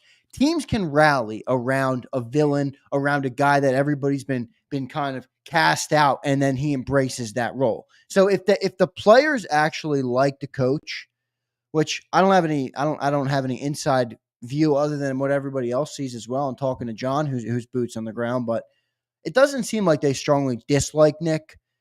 They could rally around it, but it does lower your chances. I mean, you shut that window, 30-40% more and make it that much harder by having that. That's why you don't let look, the Phillies just came out today and announced that they extended manager Rob Thompson. Why? Because you don't let a manager go in on a lame duck year. You just don't do it, right? So I think you have a good point where when everybody's wondering whether this dude will be back, it does impact your chances negatively, but I don't think it can't be done, if that makes sense. I don't give a shit about a guy's record. I care how the team looks right now because you know what records are?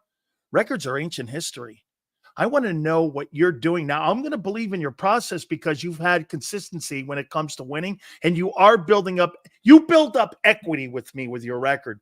But the record's not going to save your job if you're not doing a great job. Rob Thompson, you know how they say record's not a quarterback stat? Right. Is record a coach stat? Yes, because it's the only thing he's gauged on is his record. He can't play, he can't throw the ball, he can't catch, and he can't tackle. Well, here's where I'd push back on Nick's record. Because Nick's record is damn good. You can't deny it, everybody. No, best now, he's had a stacked roster. Can't.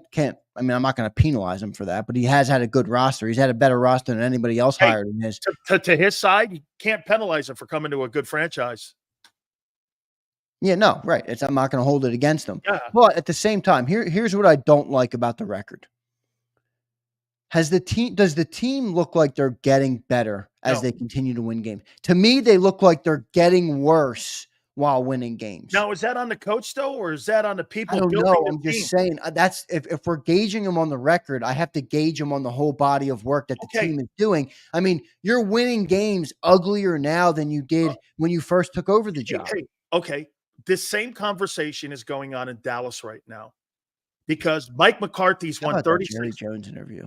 He's won 36 ball games, but yet the roster is getting lesser and lesser over the last 3 years.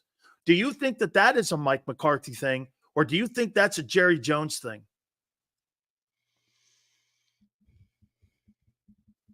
He's got lesser talent now. Yeah. I mean, that's on Jerry, the lesser talent. Okay. Well, right now, 47-9. don't you think there's lesser talent on this team right now than 22? Wait, Sills. 47-9 on your home turf, dog. On your birthday.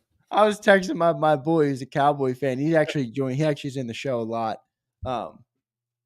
Boy, he was trying to sell me that the Eagles ain't looking. Birthday. He said, "Oh, the Eagles got blown up by the Bucs." I said, "My boy, you can't defend 47-9 on your home turf. I'm sorry, you just did it."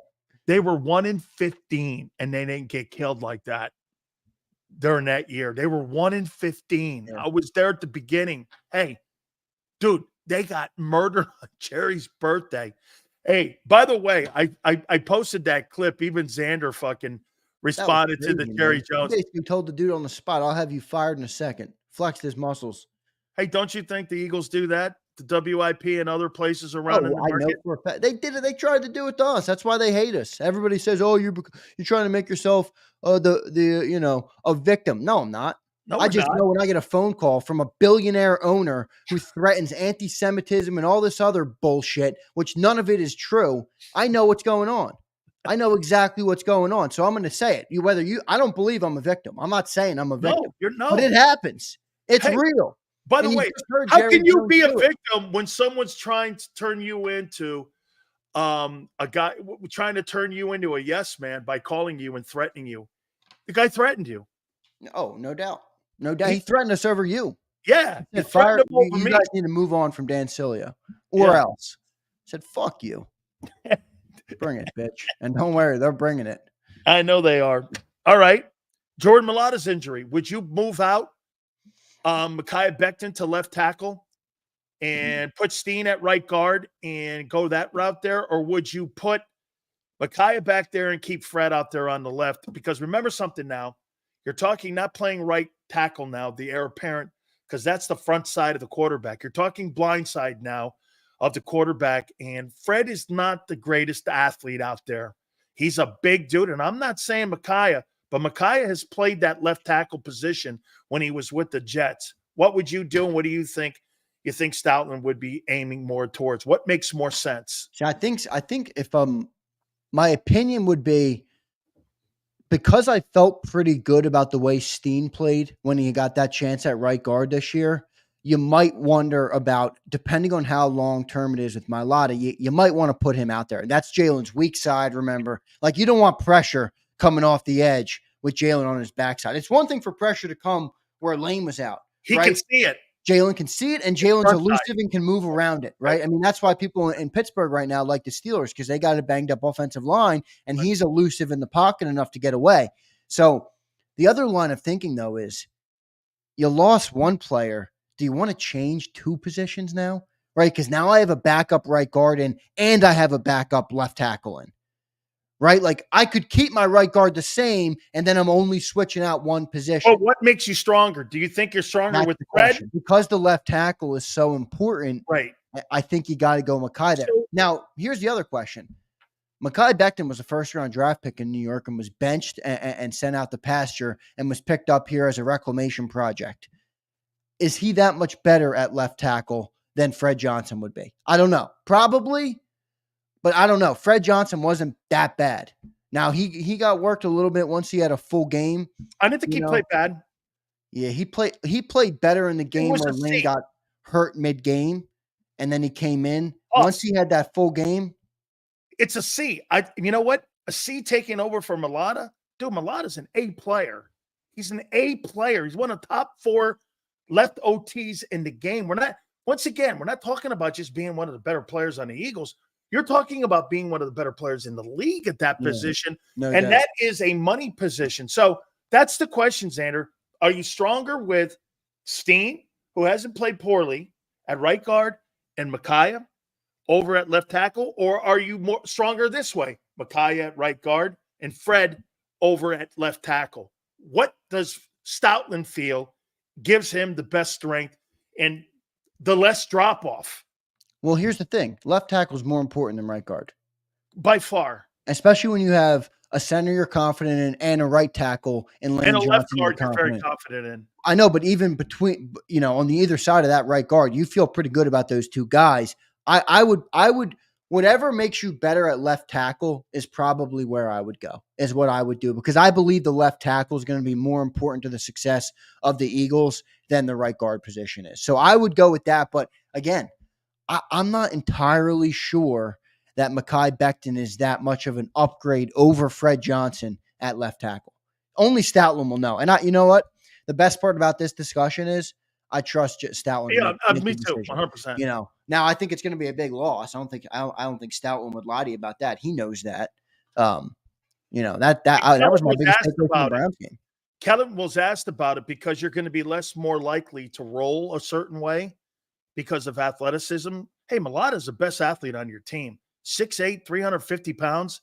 Guy played rugby, never played football 6 years ago. And here he is, one of the top 4 guys at his position in the sport. Dude, that guy is a sensational athlete. So you're talking about a very athletic guy, and you're going to downgrade to that. Fred's not the greatest athlete on the planet. Mekhi is nowhere in that room, too. So like you said, hey, man, those kickouts are going to be a little bit more stiff. You're going to see guys. And by the way, if you're Brian Burns, I'm lining up right on that guy. And I'm going to give that guy, we're going to find out if he can play or not. Yeah, because that guy can play, dude.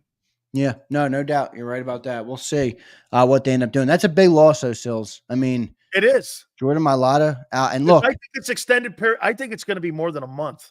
I ain't a doctor, and I'm far too stupid to ever be one. But shit, man, that dude could barely walk after that game. Yeah, he had crutches too, man. I was like, holy crap, man. Crutches, I mean, the whole 9 yards. So I'm like, dude, if he, I don't know. I'm just worried that he ruptured that hamstring bad. Yeah. You know, and that's my fear with it. And we're going to find more out. I think actually Mailata is on the air today. I think he does his show on the flagship station. That's such a painful injury too, man. Yeah, it is. I was a goalie in hockey. I showed everybody my goalie helmet. I had a hamstring issue when I was younger. And I was younger, obviously. So, but they're painful. And they're tough. They nag you, man. They nag. The only thing is rest. That's the only thing that helps. Even when you get back, though, man, you just it's almost like you're not confident in it. You know, it's a nag. So I'll give somebody a great analogy. You ever have a rubber band? Most of the time, your hamstring is like a rubber band, and you can stretch it out. Well, sometimes you get one of them rubber bands that are really not very tight, and you can't go like this. That's how your hamstring feels when you come off a hamstring injury. It just doesn't have the same length, and you don't have the same flexibility that you had earlier in the year because you're this. Your flexibility goes to this. At the beginning of the year before the injury, you could go like this to it, and you have great flexibility. Now, to Xander's point, when Xander's 19 years old or he's 18, 19 years old, that injury is going to heal quicker. When you're 28, 29 years old, 26 years old, that injury is going to come along a little bit slower than it would be when you're younger. All right. Wait, let's laugh at the irony of this fucking idiot. Ready? This idiot. Xander wouldn't say shit to Nick's face. That's this world now. It's so confident to say whatever behind a camera and act like a pussy when it comes to face-to-face interaction. Wait, guys, let's laugh at the irony of this guy. I'm on air with my face, with my name, with everything I am as a man, backing up what I say on here. By the way, I've met Nick. His handshake was so soft. I don't know if I'll trust the dude ever, no matter what he does. And this dude comments in with a fake picture, a fake name, and there's nothing he stands on as a human being is attached to it. Oh, the irony of this fucking idiot. I despise people like that. Oh, you wouldn't say shit. Dude, look at you. Look at your comment. You wouldn't say shit to me if you saw me in person. I'm right here. I live in the city. Come find me, buddy. Hey, you wouldn't say anything. I would say that right to Nick's face. I would too. I had no issue. I have no problem with that. I would tell Nick, I don't care about you chirping the fans, just like I did on this show. And I would pray you hit me. You better football coach. I would pray you hit me too, man, because I don't have the team. Man in black. I pray you hit me. I heard Nick Sirianni has a handshake like a Jersey Mike sandwich. Man in black with the fake picture and the fake name. Yeah. Hey, Xander, I heard that guy. I heard he has like a handshake like a Jersey Mike's sub. Is that right? It's all like kind of woozy and like, right? No texture to it. Nothing. Xander goes off on the Wait, I have to push back on John on this. I told John that story. You know what John's response was? Well, you never know, man. Sometimes, maybe he got a hand injury back in the day or something. I'm like, what? Good old John. What, John? I love him. John, what kind of BS is that, John? Holy cow, man. I tell you what, that guy doesn't roll cannolis. Hey, do you think Do you think the Eagles are going to try to make this a Barkley game, him going back? Because I'll tell you what I'd like to do. That Joe Schoen, he completely disrespected Saquon Barkley by telling him, hey, give us a chance to re-sign you.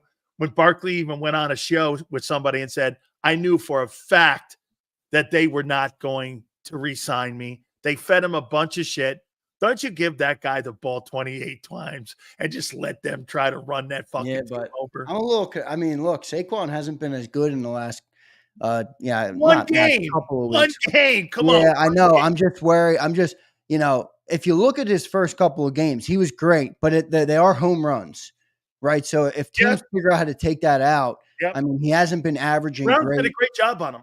Yeah, so we'll see. Brown did a really good job on him. So we'll see how he can. Look, it is a big game. It is a big week for him, though. You got to think he's ready to kind of get out there and show them that they should have signed him. We'll see what they're going to do this week. I don't know. Still, they don't like running the ball, man. They just don't. They're more of a finesse. They're kind of like Dick Block or Dick Black. They're more like a finesse team right now. Okay, main cock block or something, whatever your name is. Hey, all I know is they're a finesse team now. Okay, hey dude, honest to God, seriously, you know what? Did you come here to just start trying to fight somebody? Look at his little ghost picture. You must have a lot of man issues, dude. I guarantee you have a 2-inch penis.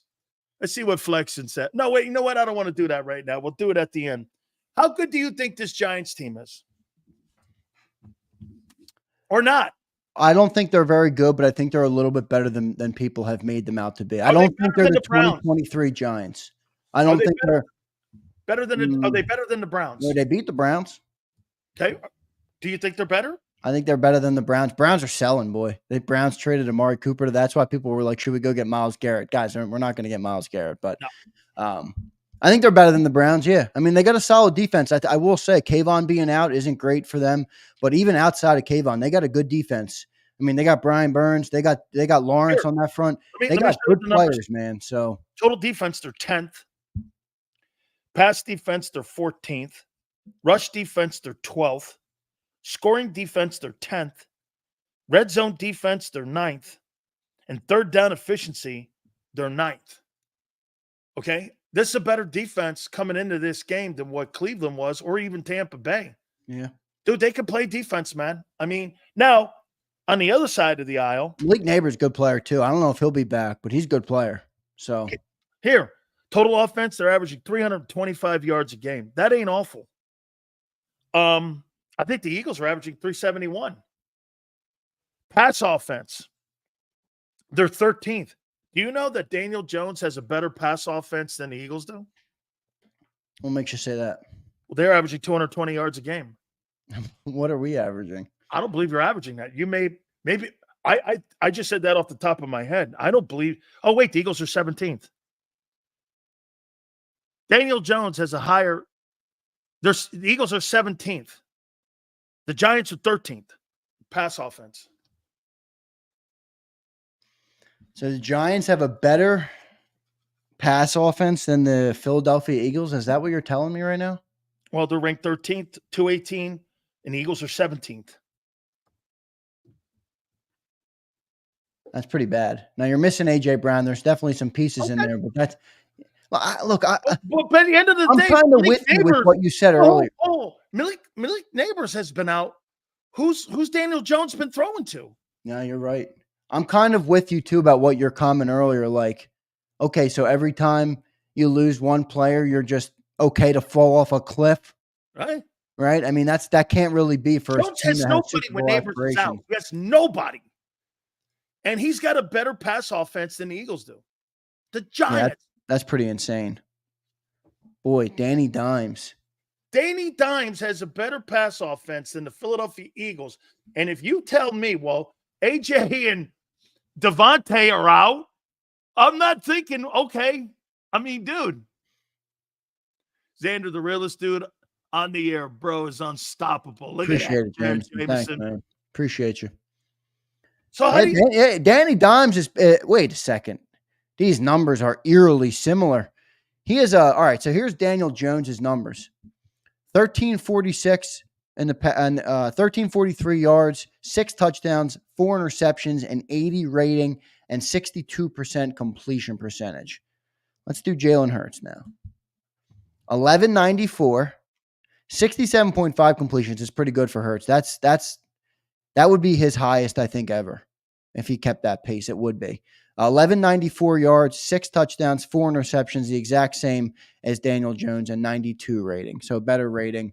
Not by much. Not by much. And the Giant offense is more effective in the air than what the Eagle offense And is. the Giants offense is nowhere. I mean, if you Terrible. think the Giants even have anywhere They're close all- to I think they got one O lineman, and they got yeah, no their run. line's brutal. They don't. I mean, they Neighbors were been in and out of the lineup.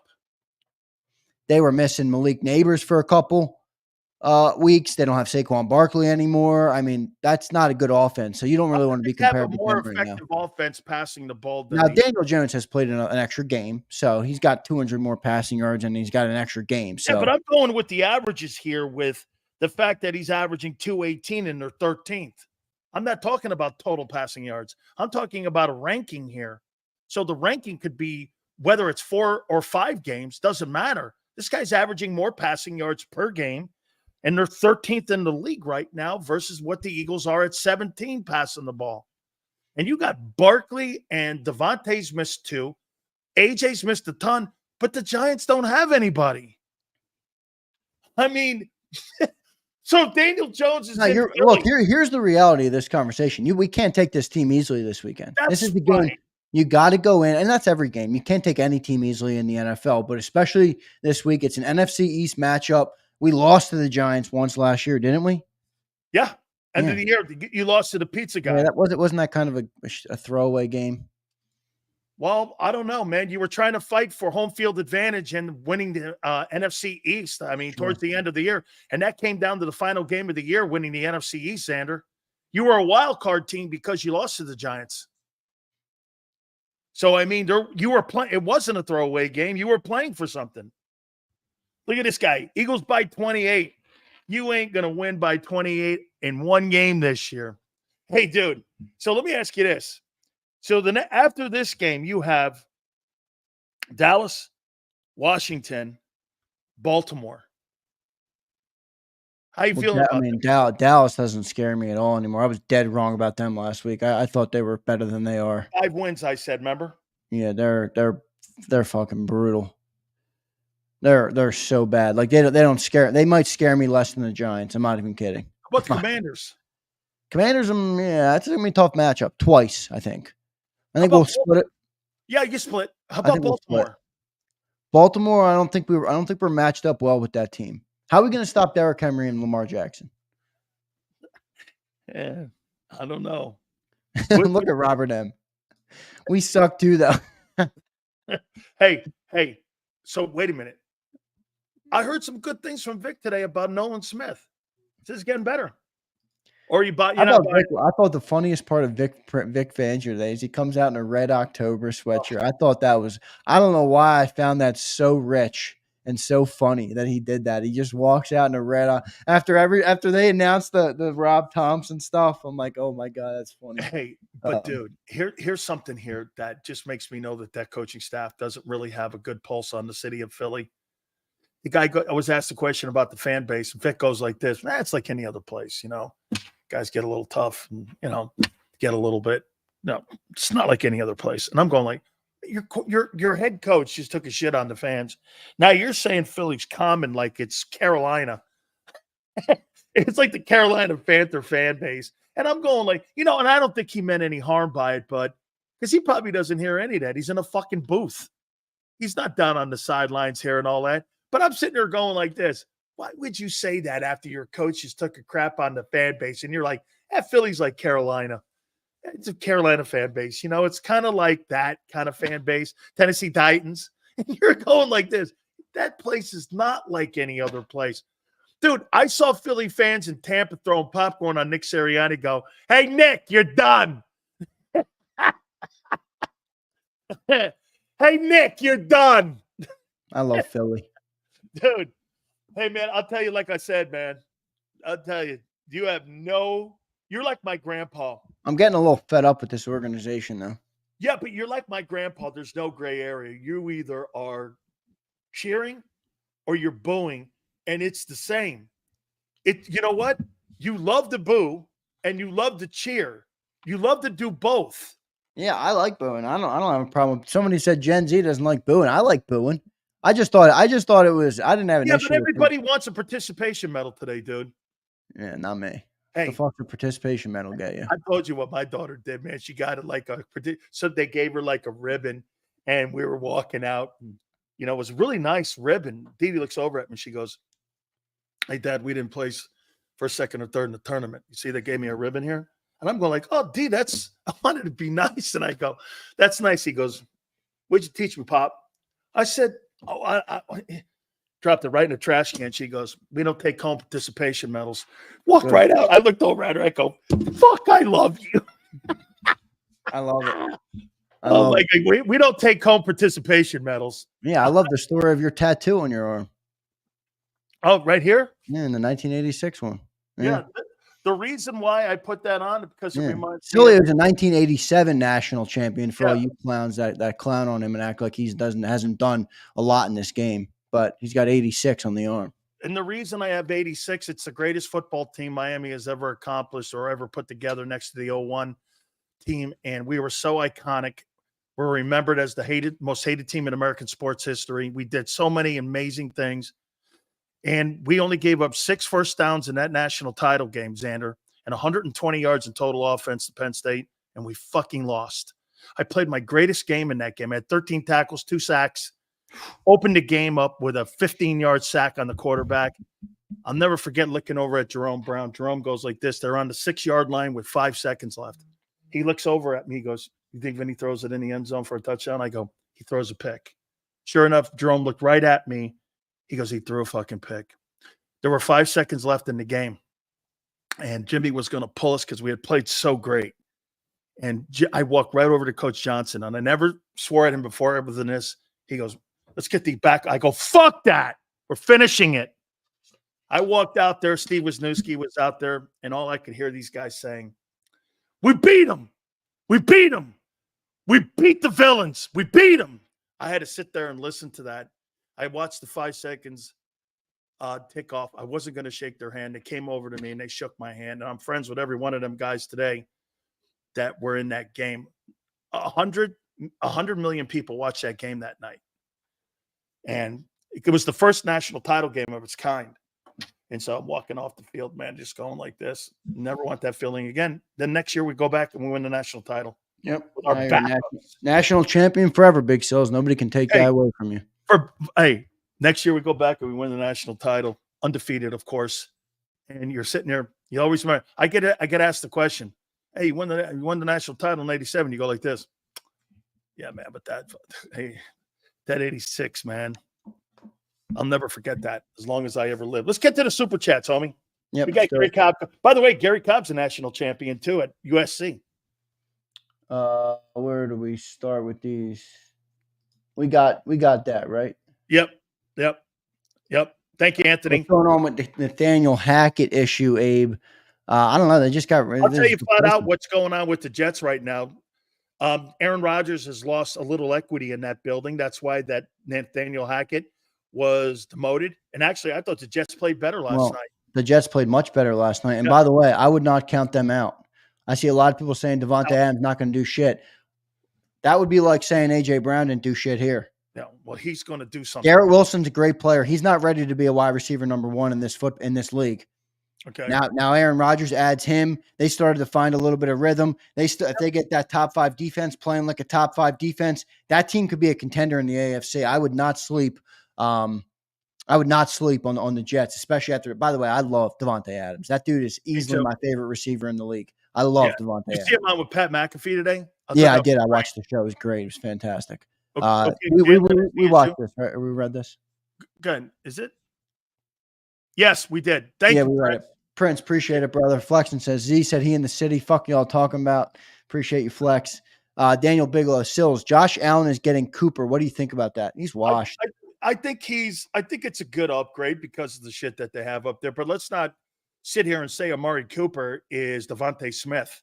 I mean, he's an upgrade. He's not Stephon Diggs. He's a good player, okay?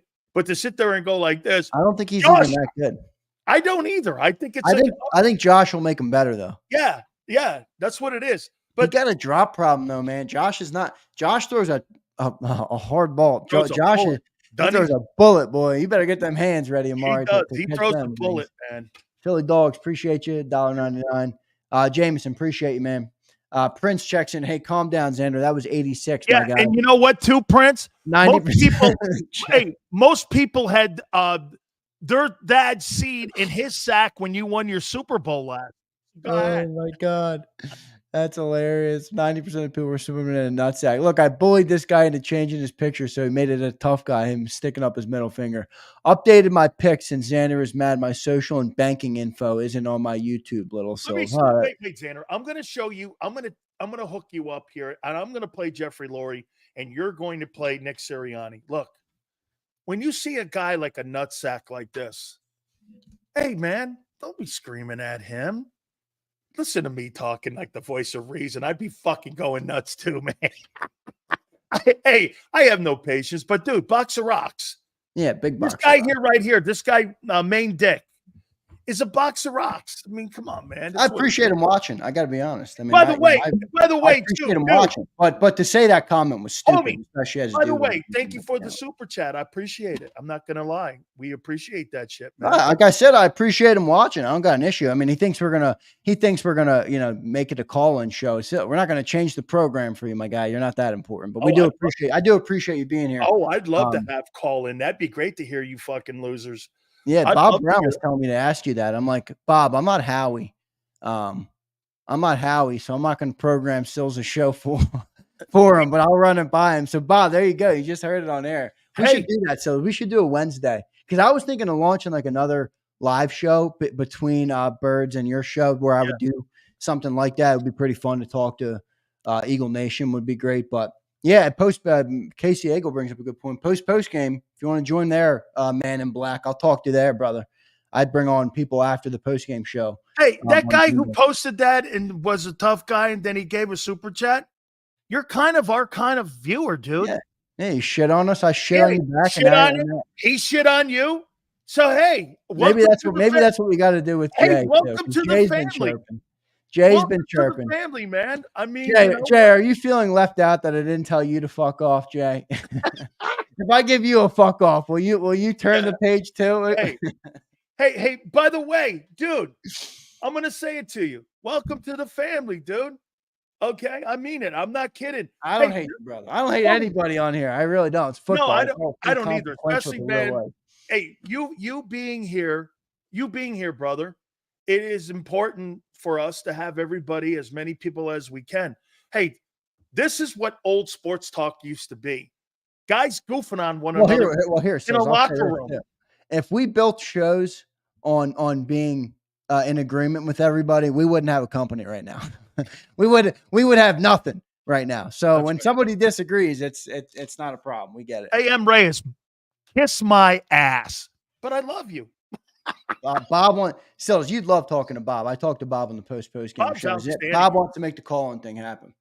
Hey, Bob, I hear Bob had an ass with me a couple days ago where he said some shit about me, and Bob's starting to talk shit on me, and Bob probably thought that I was going to be upset. Hey, Bob, you could go on other shows talking shit on me.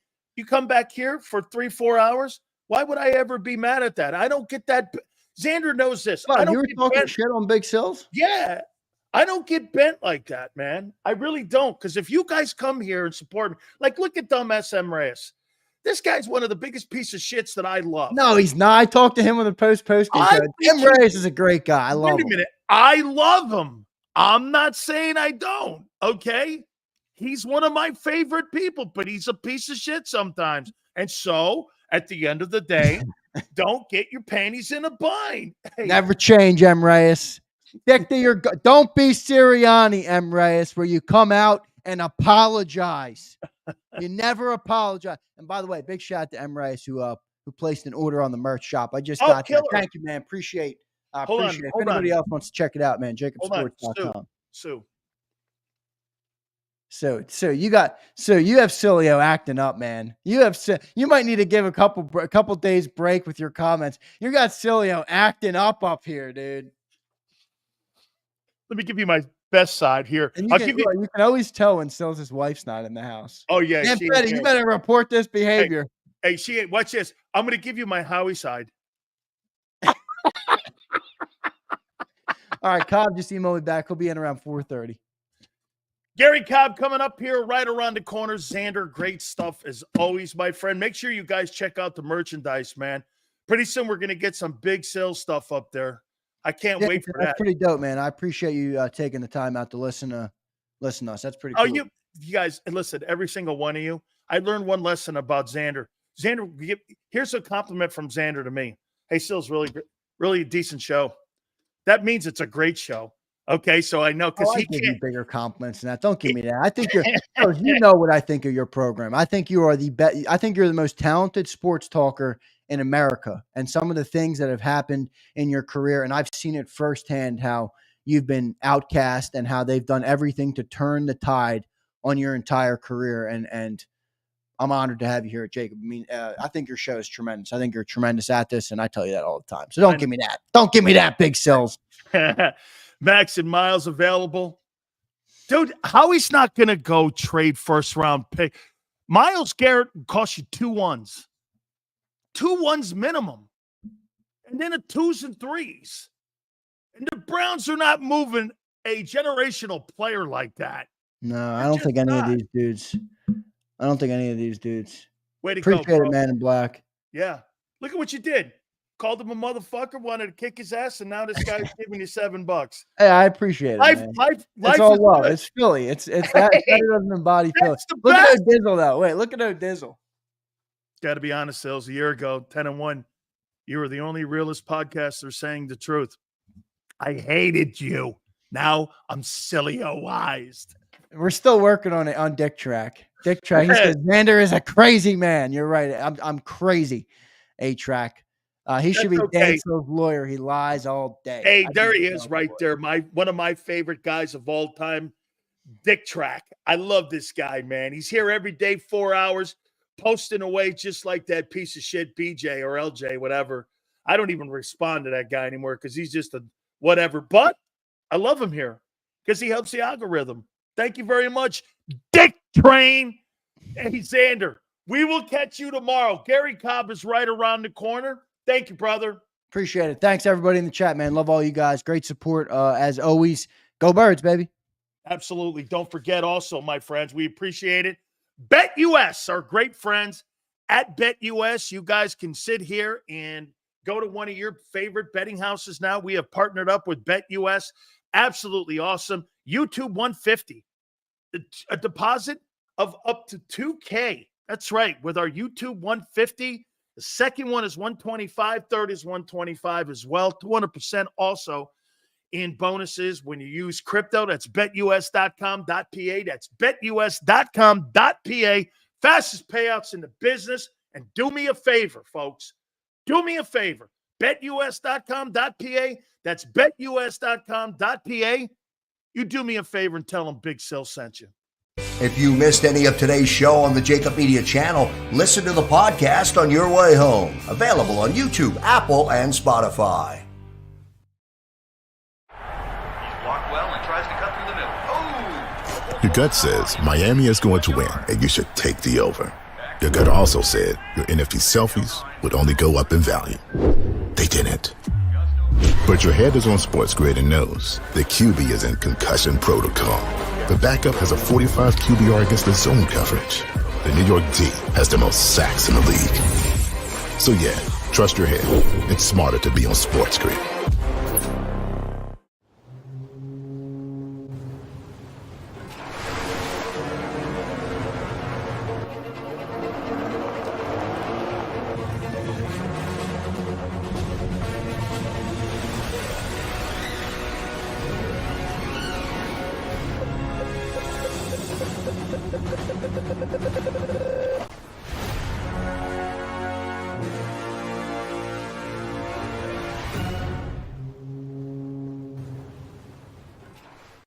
score and save in southeastern PA and Delaware with Colony Pools this football season, and let the experts close your pool with a custom Merlin safety cover in green for the birds. And if you join our Winter Watch team, we'll give you another 20% off, and Colony Pools will handle it all. Keep your tiles on your pool, not in your pool. Fly with Colony right now, birds fans. Visit flywithcolony.com.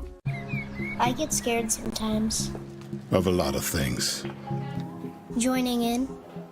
Decisions. The dark. The dark. But I once heard someone say, But as I always say, it's okay to be afraid. as long as you face the fear. And keep moving forward. Wherever you are in life, count on the name trusted in insurance for over 80 years. Independence Blue Cross.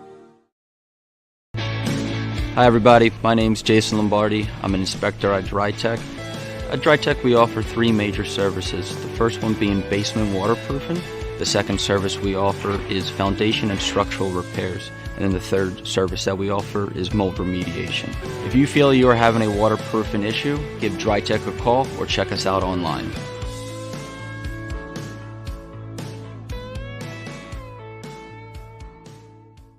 Heading down the shore, have a ball once more.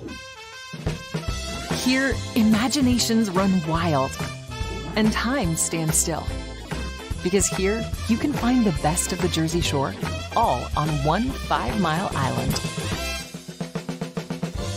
So leave the old you behind and get lost in the woods. Wild, wild, wildwood. Plan your stay in the Wildwoods today. EAGLES. Eagles.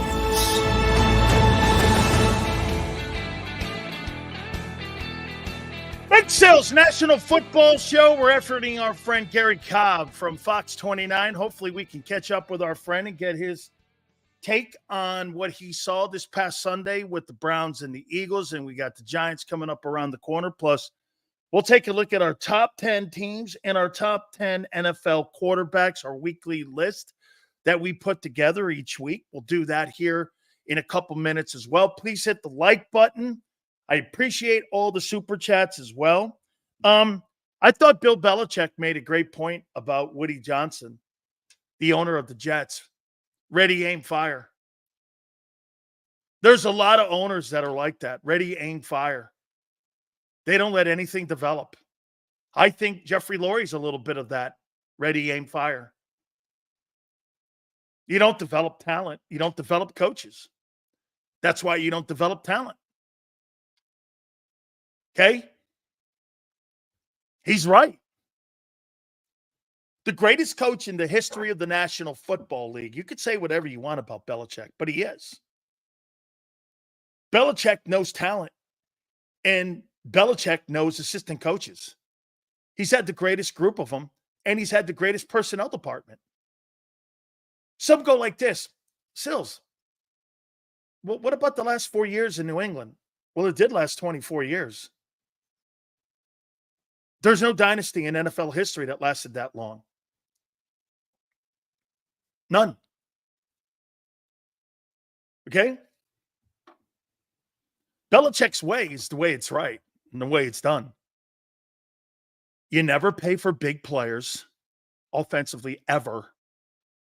You get yourself a great quarterback, great defense, and you can win Super Bowls. That's what they did in New England. They never paid big money for any players. Ever.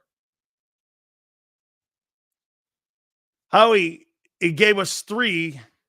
Gave a 3 for Dotson when Adams and Cooper just went for a 3. Our rookie GM, Rob Ski Mask Howie. Commander fans appreciate it. That is such a great take. You gave up the same number for Jahan Dotson that the Jets did for Devontae Adams.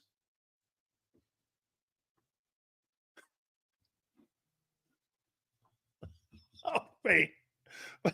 That's such a good take. Gunner, hold on for a minute. You're right. Tell me you could have had Devontae Adams for a 3?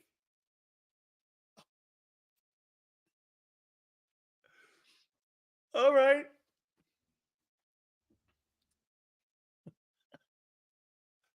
Dude, get this.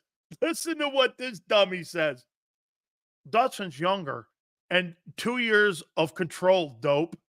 Oh, like Dotson's good? This guy's making this guy sound like he's fucking good, Jan Dotson. 5th-year option for what? Jalen Dotson? This guy's Jalen Rager 2.0. Oh, my God. My God. I have control with a 5th-year option for a player who sucks. God. Holy cow. And you traded that guy within the division. Holy shit. Woo! Hey, wait a minute. 2 years of control, dummy, and a 5th-year option. For who? Jahan Dotson. He sucks. Oh. Oh, my God. What a fucking total toolbox. Man, the Jets gave a 3-up for one of the top receivers in the NFL. You gave a 3-up for a bum. This guy's useless, man. He doesn't know shit how to build a team. He just doesn't know shit.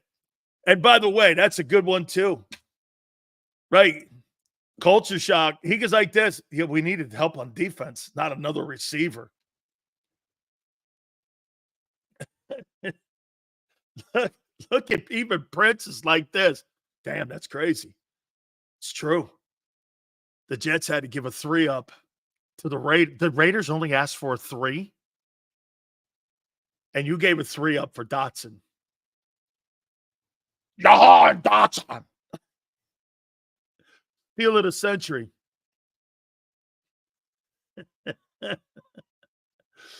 Hey,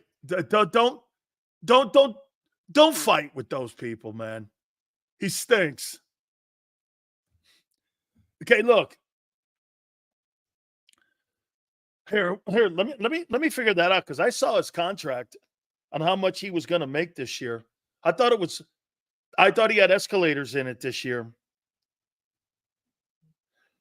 How much is Devontae Adams scheduled to make in 2024? According to USA Today, the Jets will absorb the remaining base salaries owed to Adams, a prorated version of the $16.89 million he is owed for 2024 and the full $35.64 million base salaries he is on the books for in 2025 and 2026. You could have traded him in the offseason. He's only counting $16 million this year. Woo! It's only $16 million.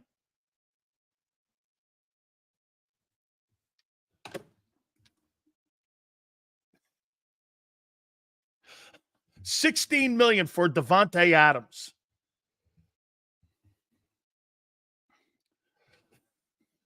Hey,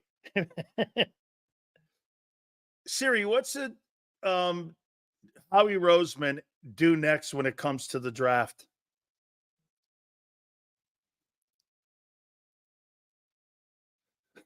Howie Roseman, the general manager of the Eagles, is always looking to improve. Hey, Siri, what should Nick Sirianni's next play be?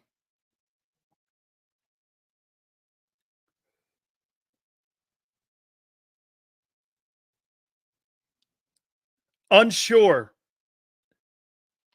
Bad fan behavior. Oh, my God. Fuck. What's Nick Sirianni's next move? Oh, man. You got to restructure his contract, though, because he's due 34 next year, and it's not guaranteed. Kenny, trade him in the offseason. Rent him for the remainder of the year for $16 million. I'll take that to try to win a Super Bowl. You mean to tell me I could have Devontae Adams for $16 million and a 3? You don't think that helps you? The money's not expensive. There'll be 50 teams that want to line up to give you a decent 2 or 3 for Devontae Adams in the offseason. There'll be more takers and more buyers because you're going to have more ability to move them. Look at this guy here. Trying to make something look good when he sucks against the Browns. Dick Train has the worst takes of anybody on the fucking planet. He's so terrible. Sills, somewhere in Philly right now, Dotson is walking around telling anyone who will listen that he's as good as Adams. You can't make this shit up. Yeah, hey, I was trading for a 3 too. Look, Dick Train likes me. Then again, Dick Train likes any dick or guy, I should say.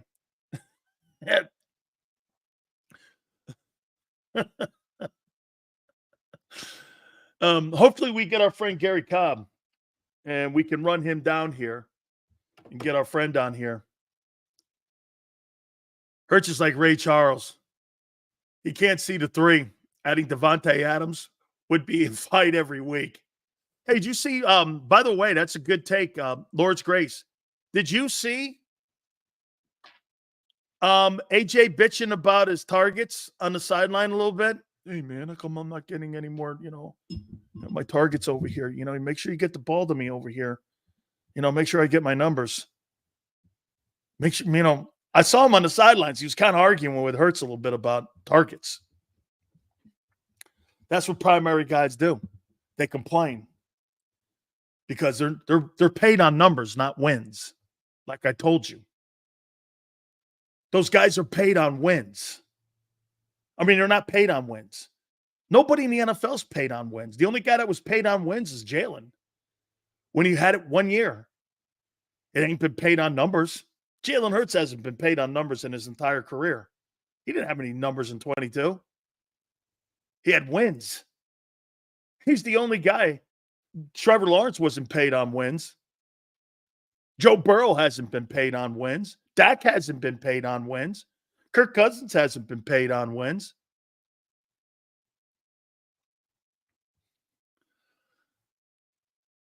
I mean, same shit happened to CD and Dak. CD just wanted it higher. Not a drama deal. Yeah, that's right. That's what he did. No, you're right. I almost called him A.J. Owens. Can't call Brown a diva. He produces. Name. He produces wins.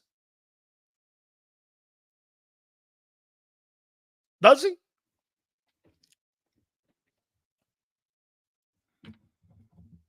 Does he produce wins?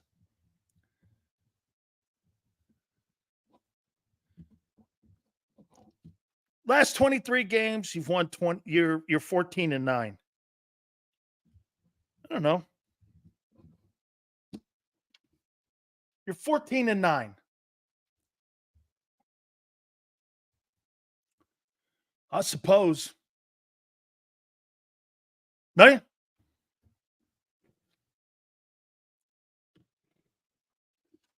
He won the game last week. Barely. Throwing to A.J. Brown does not result in wins. It results in numbers. He gets his numbers. No doubt. You're 14-9. It's not like you're winning a ton of games. The Bucs are winning more.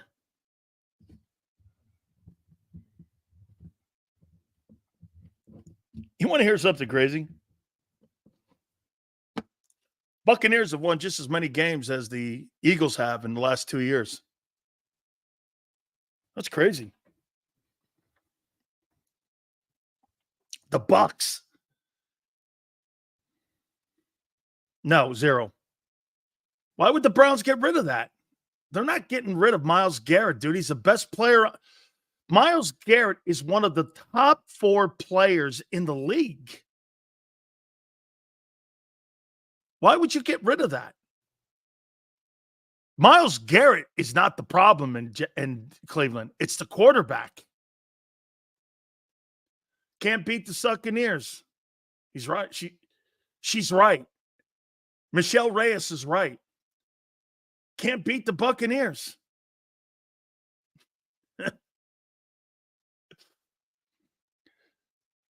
Jacksonville, I don't know what they're going to do down there with that. That'd be a great pickup, but he's now making $28 million, I think. Okay? I think he's making now 28. How much would a guy like Max or Miles help our D? Max Crosby would be a game changer on the other side of Josh Sweat. Sweat's playing pretty decent football. I like what he's done, especially the last 3 weeks. You put a guy like Max Crosby on the other side of him with those 2 tackles in the middle, you're formidable. That's a game wrecker. That would be a game wrecker. Offense can't score. Defense keeps us in the game and ahead of schedule. This guy keeps saying ahead of schedule, and the defense is ranked 29th. We know Dak is not paid on wins. Mark Holmes is in total meltdown. Checking into the funny farm by tomorrow. It's wonderful. It still stinks. Philly 500 is chomping at the bit to get a hold of that guy. I feel bad for that guy, man, tomorrow. Holy shit. Philly 500 is going to kick that guy's ass from one end zone to the other. He's going to kick that guy's ass from one end zone to the other, man. Holy shit. Mark Holmes is probably going to come on this program tomorrow hammered. Okay? I can't think he's going to be in a good place. Okay? I can't think he's going to be in a good place. Philly, let's do it here, man, like this. 4:30 tomorrow. You in, man? Holmes will be there, I think. Then how about this one, too? Jerry Jones is screaming at radio hosts. Fangio's defense get better throughout the season. Maybe. Still's a $60 million quarterback, a $34 million wide receiver, can't score points. Ouch. Ouch. Okay, great. We're in. 4:30 tomorrow, Philly 500, and the soon-to-be drunk Dallas Cowboy fan Mark Holmes. Jerry Jones going, hey, I'll replace your ass right away. You want to do something stupid, I'll replace you. And I'm serious. I would have went like this. Holy shit, I know you're serious. You ever worked in Philly and had Bob Lane call your bosses? It's the same shit. Seals, did you see TJ Watt punched 2 balls last week? Why can't the Eagles get a playmaker on defense? Why? Because they don't develop them on defense. Okay? Because they don't have coaches. I'm telling you, defense is ahead. Y'all don't want to hear it? Okay, we'll see. Dude, you're making the defense sound like they played great against the Browns. They didn't. The Browns were what they were. What did you do great against the Browns? They didn't. They were averaging 150 yards a game throwing the ball. The guy had 160. They averaged 15 to 16 points a game. They scored 16. What did you do exceptional in that game? I'm trying to figure this out. This guy says, where did you see something that you did? They beat the hottest team. The Bucs just put 51 on them. The Bucs just put 51 points on them after putting 30 on you. I mean, the Bucs are the hottest team in the NFC. The fucking Saints. This guy's delusional. You didn't play that great against the Browns. The Browns stink. Slay was on Parsons' podcast again talking about Nick 21 hours ago on YouTube, Sills. You know, he's got an agenda. His career's winding down. He's got to do something. Browns averaging 12.3 points a game. They scored 16. I know.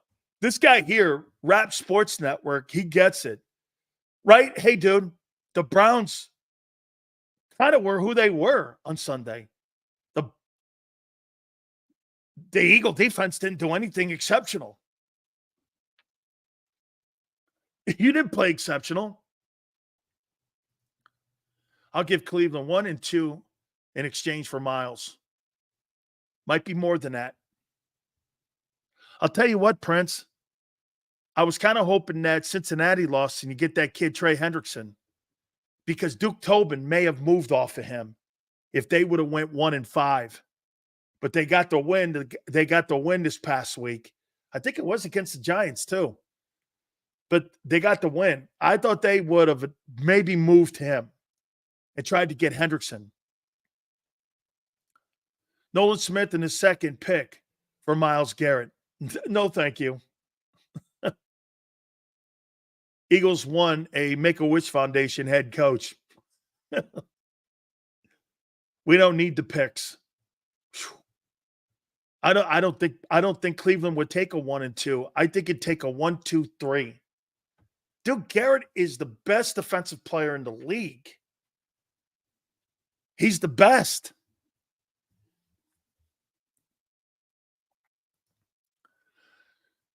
Sills, I'd hold Slay out Sunday with his injury. Give Barkley the C for the game. Send him out there to flip the coin alone by himself. I like that. Hey, Bob, let me ask you this. So Darius Slay's back on a podcast again, and he's injured. So is he playing? Is he going to divulge yet that he's going to play on that podcast before they post it and before he's listed? Because anything he says could be an issue for the league and for the NFL Players Association and the Eagles if he gives out any injury update before they list him on Wednesday, tomorrow at noon. So he better be careful. That's what happens when you open up your fat mouth and you're running out of gas as a player. Okay, I mean, if he says he's going to play or he's not going to play, he has no place to say that. That's an organizational issue. It's a betting issue. Is there any other Hall of Fame brothers besides Jason and Travis, JJ and TJ Watt?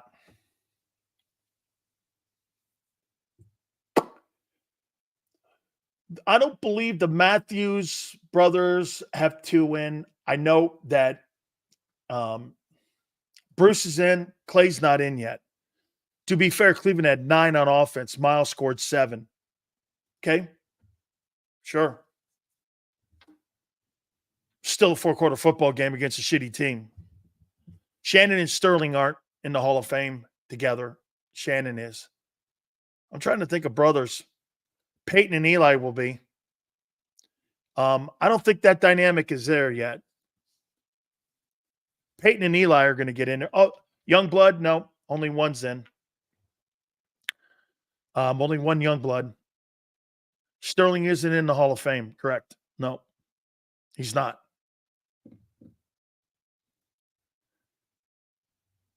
Myles Garrett, I would be stunned if the Browns moved off him. Sterling was awesome. Do you see Quenya being the next great cornerback? He's off to a good start, dude. Okay, he's off to a good start. Feels Cleveland is stuck with Watson. They need picks to rebuild.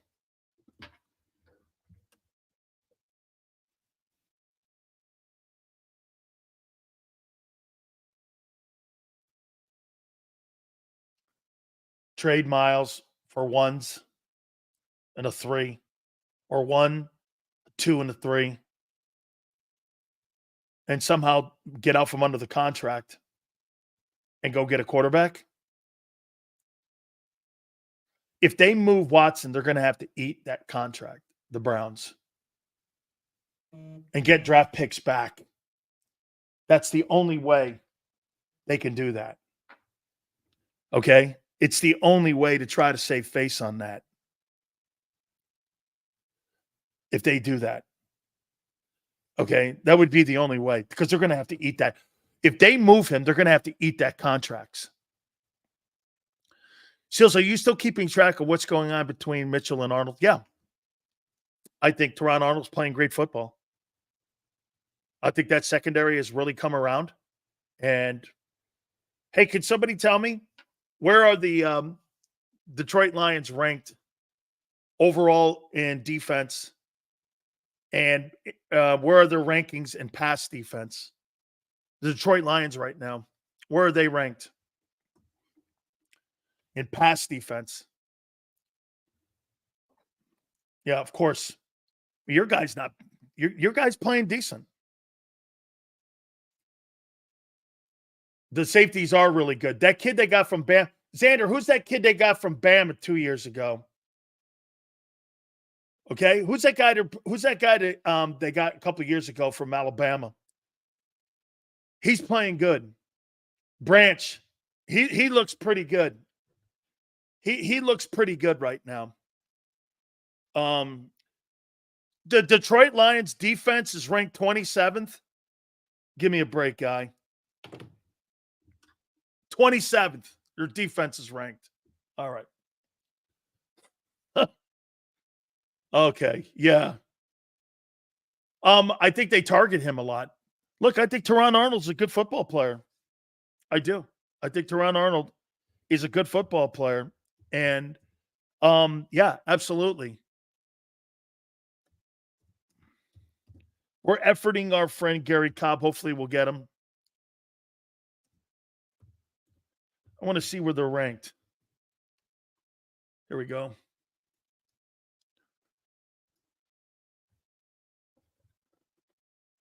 Defensive rankings. Lions are 13th in total defense.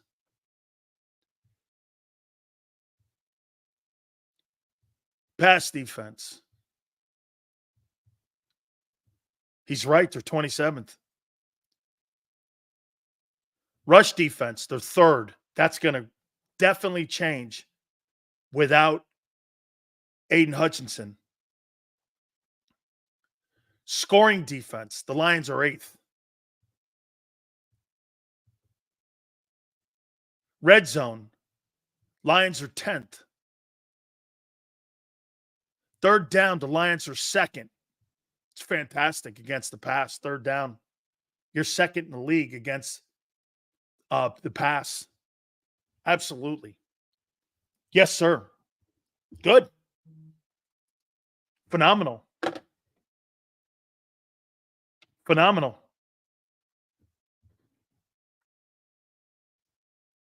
Miles is 28. Why wouldn't the Browns bother want? Why would the Browns bother and want picks? So the Browns believe they are closer than everyone thinks they are. Dude, I think Swansky, it's their quarterback. Okay? Yeah, I think that's a lot to do with that too. Okay? I do too. I think they've been giving up a lot of big plays, but they have lost only one game. I think that was to the Bucks too, if I'm not mistaken. That was to the Buccaneers. If we don't catch up with Gary Cobb, we'll catch up with him tomorrow. I'm sure of it. By the way, top of the hour, we'll do our top 10 NFL teams. And we'll do our top 10 quarterbacks. Little bit look at the MVP race and also the NFC East. I like the Packers defense over the Lions. Hey, I'll tell you what, who's playing great football right now? TJ Edwards is playing great football for the Bears. He's playing great football.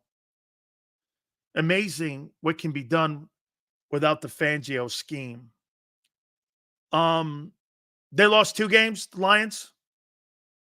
Lost 2 games. You're right. Seals, yes, we'll do that Thursday. We'll rank the players Thursday about their games.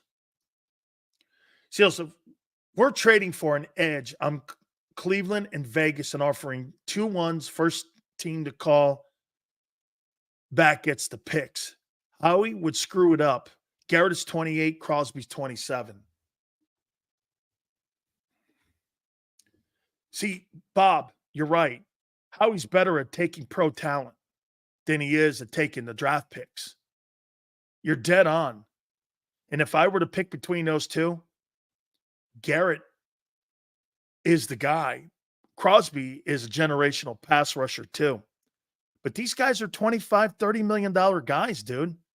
They don't invest that kind of money over there. And that would also be this. Now, if Reddick is traded to Detroit, which is seemingly going to happen, that pick, instead of it being a 3, now comes back to Philly as a 2. And you're right. Cleveland can't think they're close because the quarterback's not help. You're not close with that quarterback. You're close everywhere else when healthy. Cleveland's got a good roster. They made the playoffs last year with 18 different quarterbacks. Howie can't pick players, but what he can do, he knows when he sees a good football player. That's one thing his eyes don't deceive him on. Hey, that guy's good. I know he's good. So I'm going to bring him in. And he's not wrong most of the time on that. He's pretty good at that. He just can't spot college talent to save his life. Okay?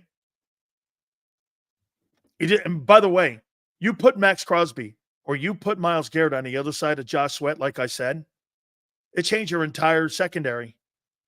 Those secondary guys will look like all pros, every one of them, because you'll be getting pressure on the quarterback. I mean, one more week, you're going to see a bunch of teams with wholesale. I'll tell you this, the guy you're playing against, Dexter Lawrence, this week is a freaking horse. He is a horse. Sills, if 49ers beat the Chiefs this weekend, thoughts?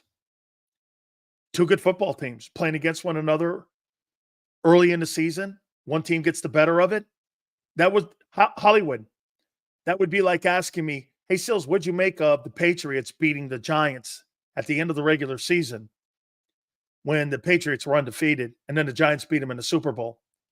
Hey, sometimes you come back. Hard to beat a team twice in a row. Hard to beat a team 3 times, let alone twice. Plus, Slay and Bradbury come off the books. Yeah. I think Bradbury would. You're right, but you'd have to cut him. Sills, does Becton move to left tackle or stay at guard? That's what Xander and I were talking about. I think the combination, in my opinion, is keep Fred out there at left tackle and put Becton at right guard and stay there and see how that looks. Becton at left, and then Steen. I'd rather go Becton, Fred. That's how I would go. Hey, Sills, where do you rank Crosby and Garrett all-time edge rushers? Oh, no, I mean, it's a very hard question. Greatest pass rushers of all time, LT, Reggie. By the way, you can flip it any way you want. Bruce Smith, Derek Thomas,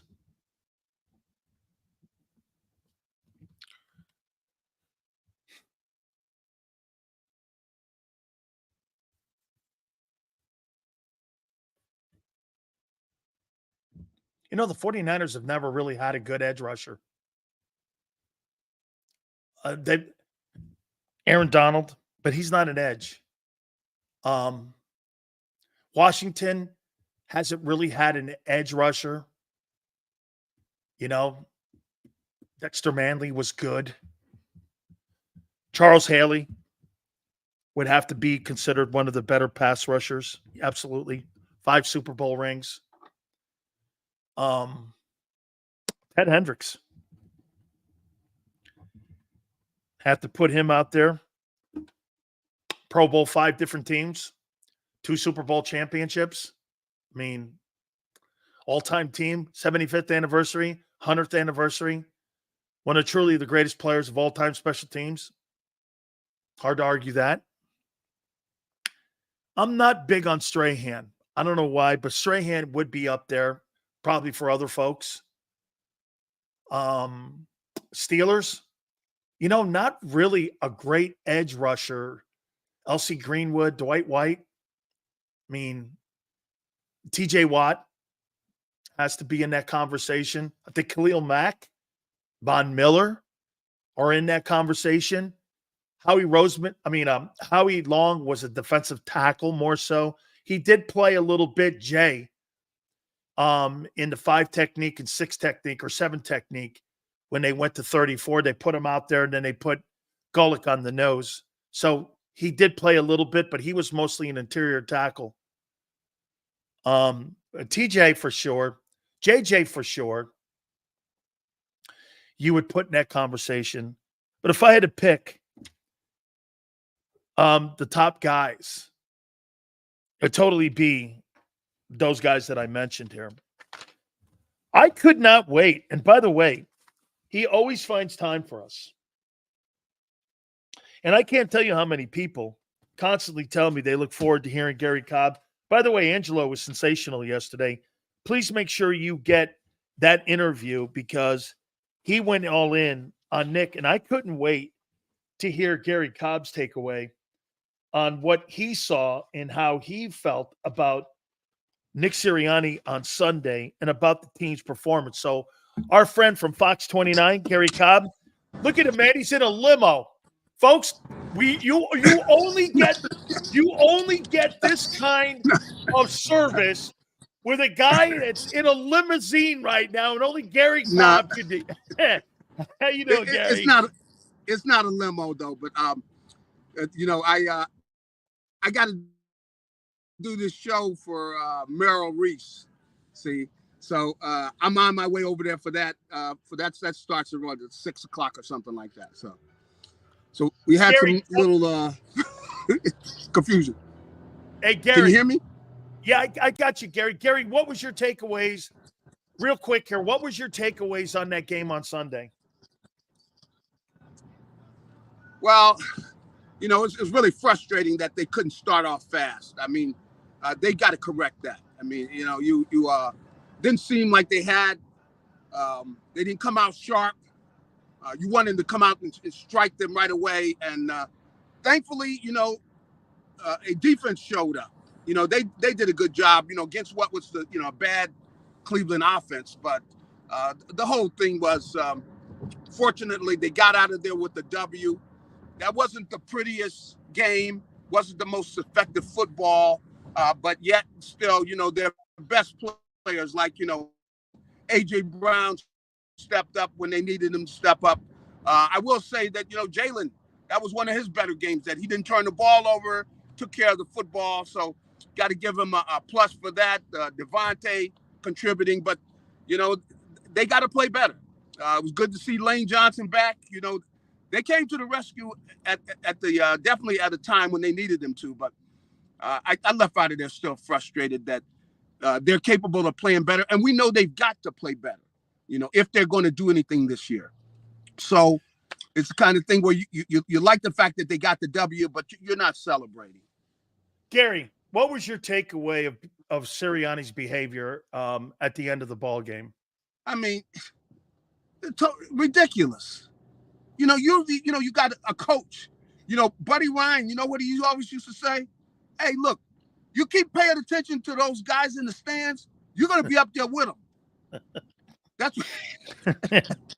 what he used to say. Come on. The fans, with all due respect, and we love the fans. Come on, they're the ones that allow the guys to put the money in their pocket and stuff. I mean, we know that how important they are and everything. At the same time, they have come on.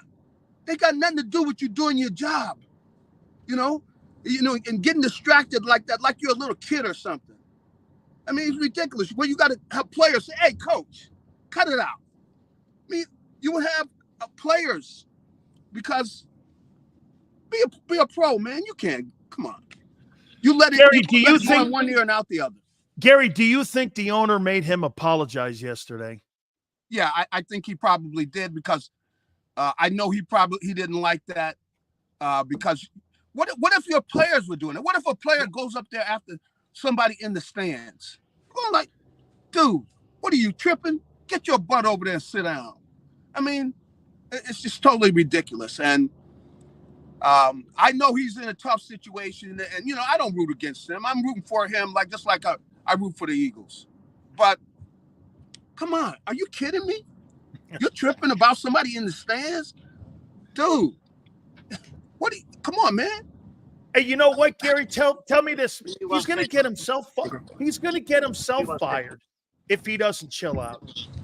Yeah, without a doubt. I mean, it's the kind of thing where, look, man, you don't want to put yourself. And I feel bad for him because it's just so unprofessional looking. And, you know, I mean, some great for jokes. I know everybody. No, he's a punchline. Listen, I know.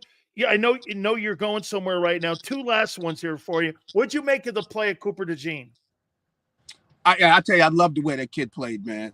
You know, I didn't know how well he's going to do, but I tell you what, he's, you know, you got to put him on the field a lot. And the great thing about it, from the way that I see he's playing, first of all, I can see his whole personality and everything. He's very level-headed and calm, you know. When you go in the locker room and talk to him, you see the kid is calm.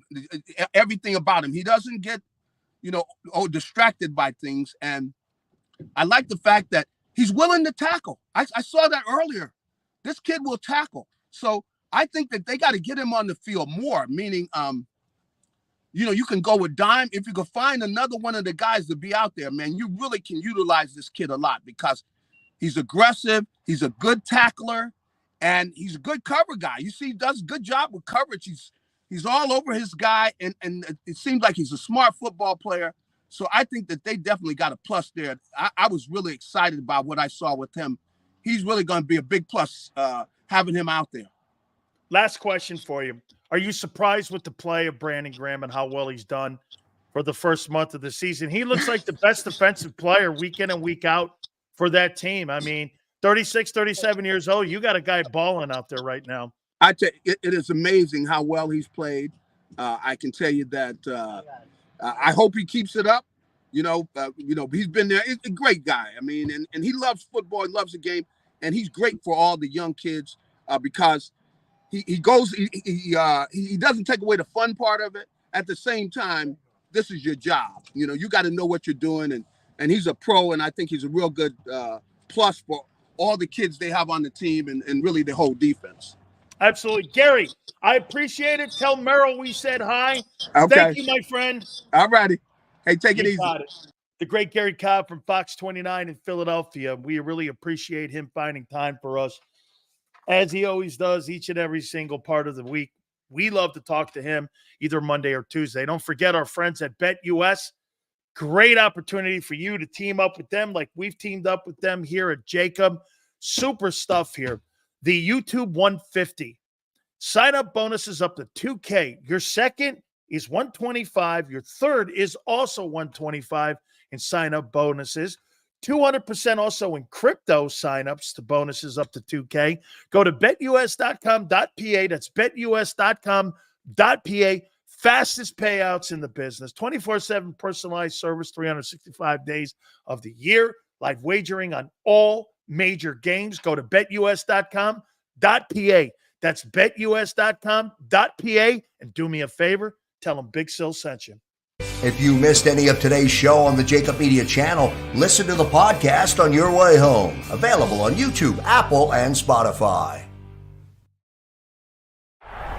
Blocked well and tries to cut through the middle. Oh! Your gut says Miami is going to win, and you should take the over. Your gut also said your NFT selfies would only go up in value. They didn't.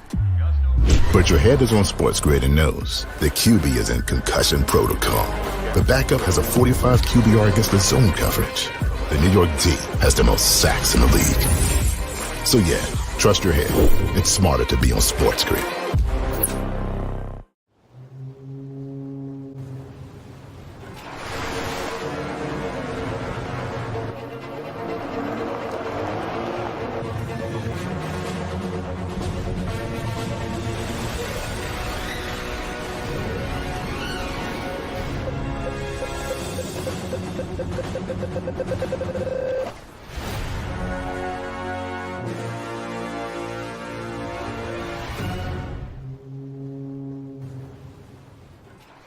Score and save in southeastern PA and Delaware with Colony Pools this football season, and let the experts close your pool with a custom Merlin safety cover in green for the birds. And if you join our Winter Watch team, we'll give you another 20% off, and Colony Pools will handle it all. Keep your tiles on your pool, not in your pool. Fly with Colony right now, birds fans. Visit flywithcolony.com. I get scared sometimes. Of a lot of things. Joining in, Decisions, the dark. the dark. But I once heard someone say, But as I always say, it's okay to be afraid as long as you face the fear. and keep moving forward. Wherever you are in life, count on the name trusted in insurance for over 80 years. Independence Blue Cross. Hi everybody, my name's Jason Lombardi. I'm an inspector at DryTech. At DryTech we offer three major services, the first one being basement waterproofing. The second service we offer is foundation and structural repairs. And then the third service that we offer is mold remediation. If you feel you are having a waterproofing issue, give DryTech a call or check us out online.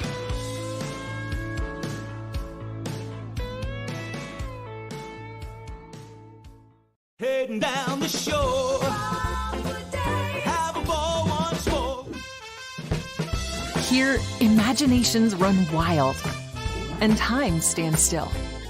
Because here, you can find the best of the Jersey Shore, all on one 5-mile island. So leave the old you behind and get lost in the woods. Wild, wild, wildwood days. Plan your stay in the Wildwoods today. EAGLES, Eagles.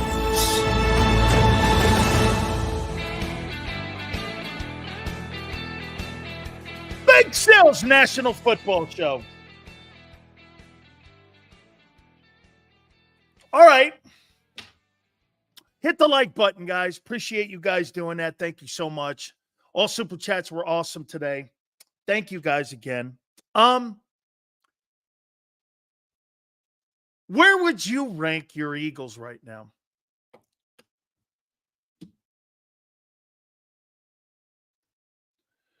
Chris says, so right, Sills. All these people bragging about our defense playing so well.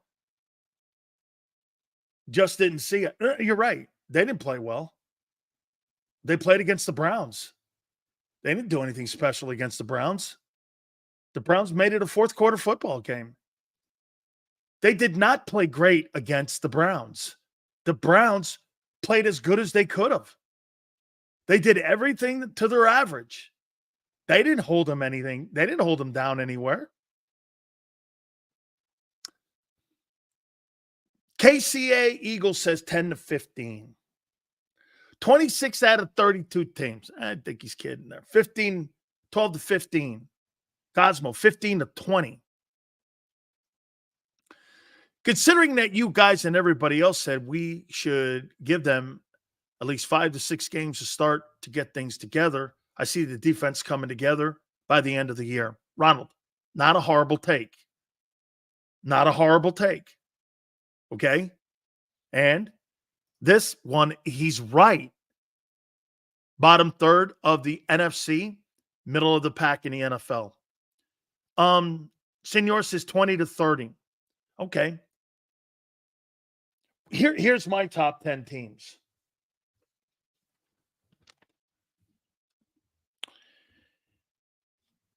I don't look at the records right now.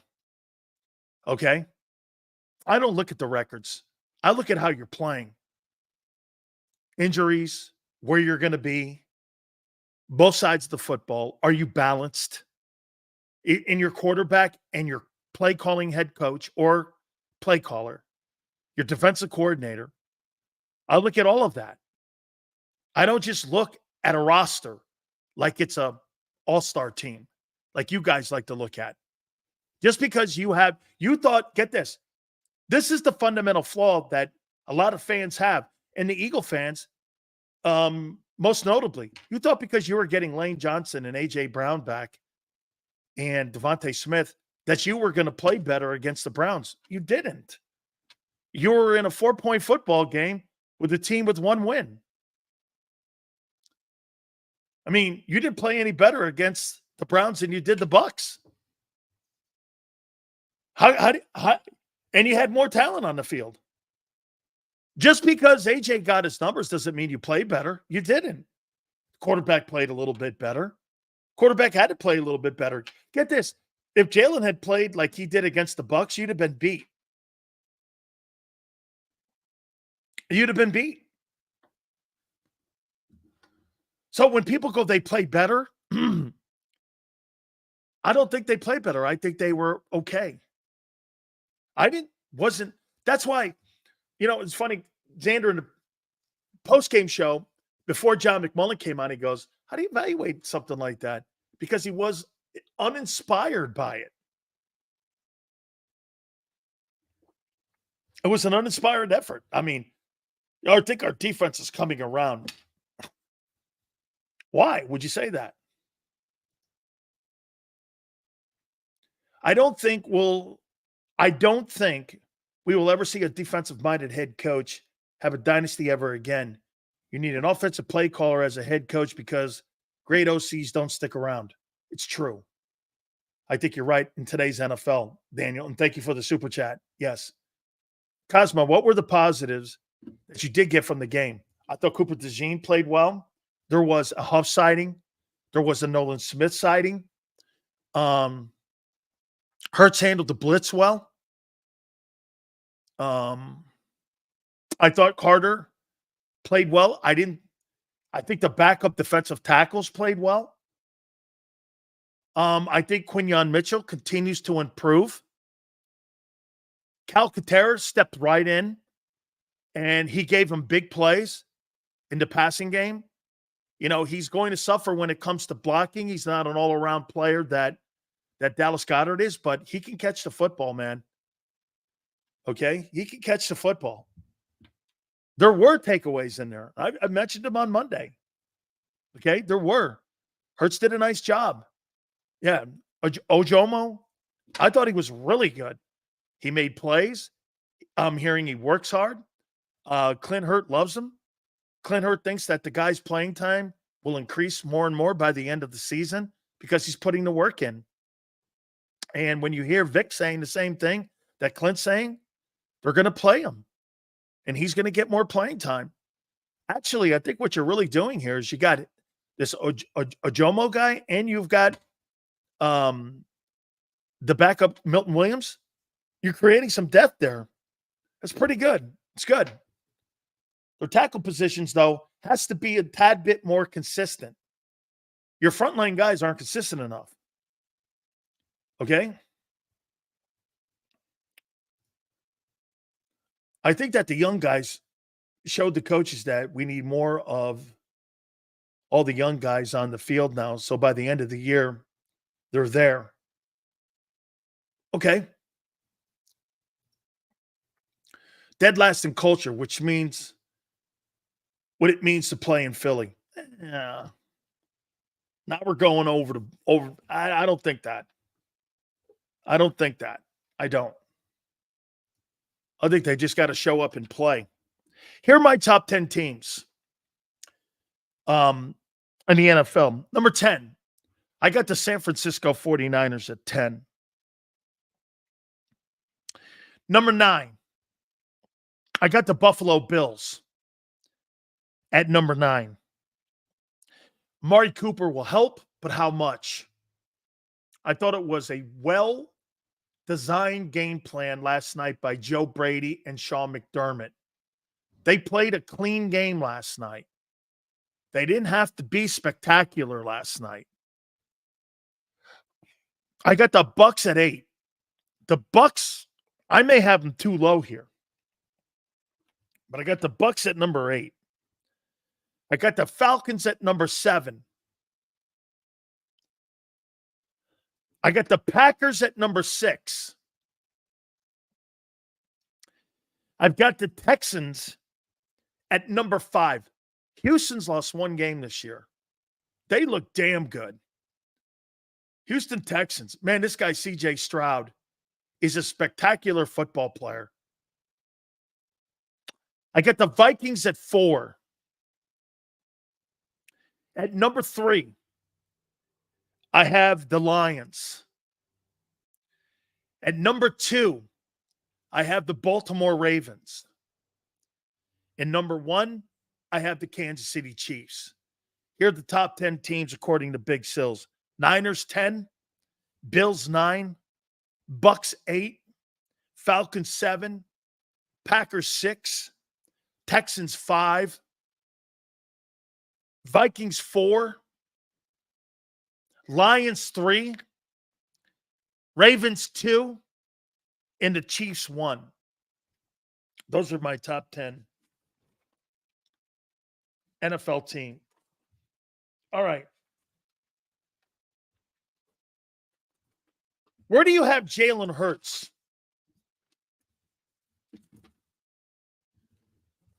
Ranked right now as a top quarterback in the NFL out of 32.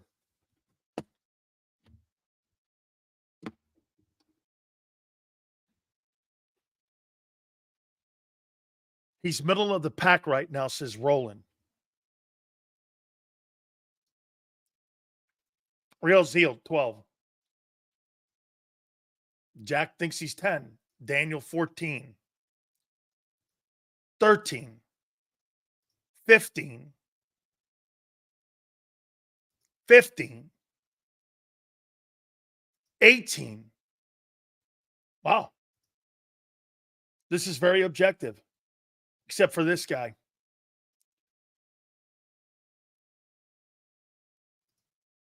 14. 11. Little high, but objective.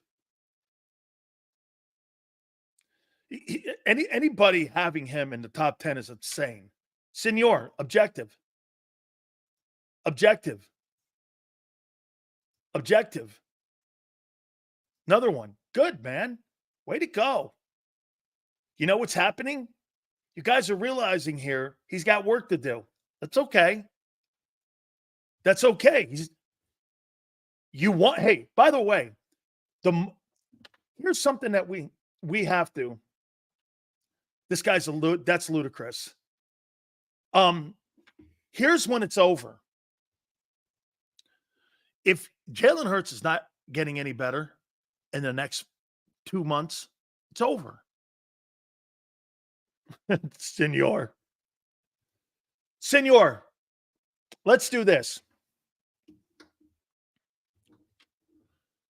Senor, would you agree if Jalen Hurts doesn't show any improvement over the next 3 months as he ends the season, it's over?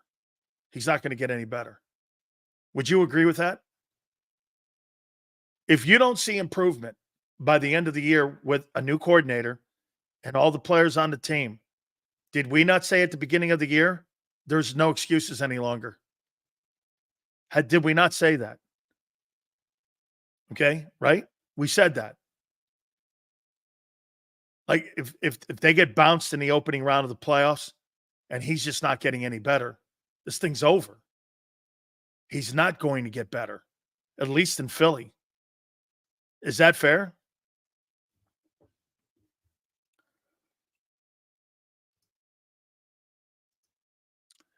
His ass better have 1 or less turnovers per game and learn to read defenses. This is what you're looking for by the end of the year. Okay.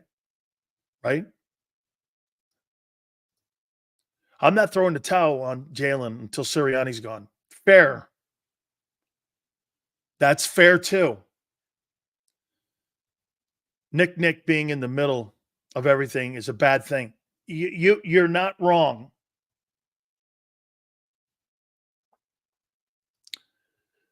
A lot of people believe this. Has better than Watson and Lawrence. Everything else up for debate. He's better than Watson and Lawrence. Everything's up for debate. Here, this is how you look at that. Why in the world would you compare him to Trevor Lawrence and Deshaun Watson when those guys have been failures so far at their place? Are you trying to justify yourself to make him sound better with 2 lesser guys? That's not the way to do it. You need to compare him to Geno Smith and Baker Mayfield.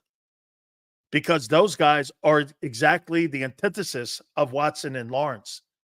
Those guys weren't first-round draft choice. Baker was over number 1 overall. I get it.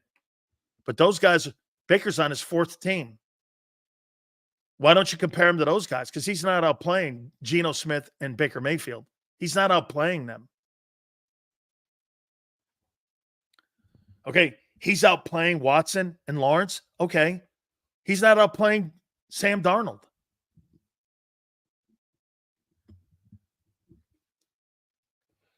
And Swansky keeps bringing this up. Is it fair that Hurts has had 7 different schemes he's had to learn in the NFL? That's what it is in Philly, dude. That's what it is in Philly to play quarterback. You're never going to have consistent coaching. You're never going to have player development. Ever. You're not going to develop. Swansky, Jalen Hurts has no way in the world of ever reaching his potential in Philadelphia. Why? Because you don't have coaches that are going to be around long enough. How can you develop somebody? Listen, when you have a mentor or a teacher or a guy that's trying to teach you something, whether it be surgery or flying a plane or what have you, you got a guy that's going to teach you from beginning to end until you can get the job done, right? Jalen Hurts gets teachers at the beginning of the process. Each time they have to rip it back up again and start over. How do you develop that? Jalen Hurts' development at quarterback in Philadelphia will go in small increments, whereas places like Brock Purdy, Jordan Love, other places that coordinators are going to be intact for a long time. Jaden Daniels. Now, Jaden Daniels may not have Cliff Kingsbury around very long. I don't know how that dynamic's going to work. If somebody's going to give Cliff Kingsbury an opportunity. But I'll tell you what, if he goes into Washington, I'm going to give you my top 10 quarterbacks. If he goes into Washington and they win the East, and Cliff Kingsbury has developed Jaden Daniels into a top flight quarterback in the NFC, he's going to get another head coaching job. Why? Can anybody tell me who Cliff Kingsbury mentored and coached last year in college? Does anyone know? Do you guys know who Kingsbury coached last year? Do you know? Daniel, Caleb Williams. How's Caleb playing? Gabe, how's Caleb playing right now for the 4-2 Bears? Prior to that, he won 11 ball games with Kyler Murray before Murray got hurt. In the division with Sean McVay, Kyle Shanahan, and Pete Carroll. And in college, he recruited and developed Patrick Mahomes. I mean, this guy knows quarterbacks. I mean, you think he knows what he's doing?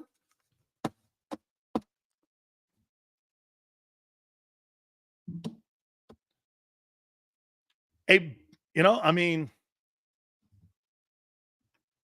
this guy knows what he's doing. Here are my top 10 quarterbacks.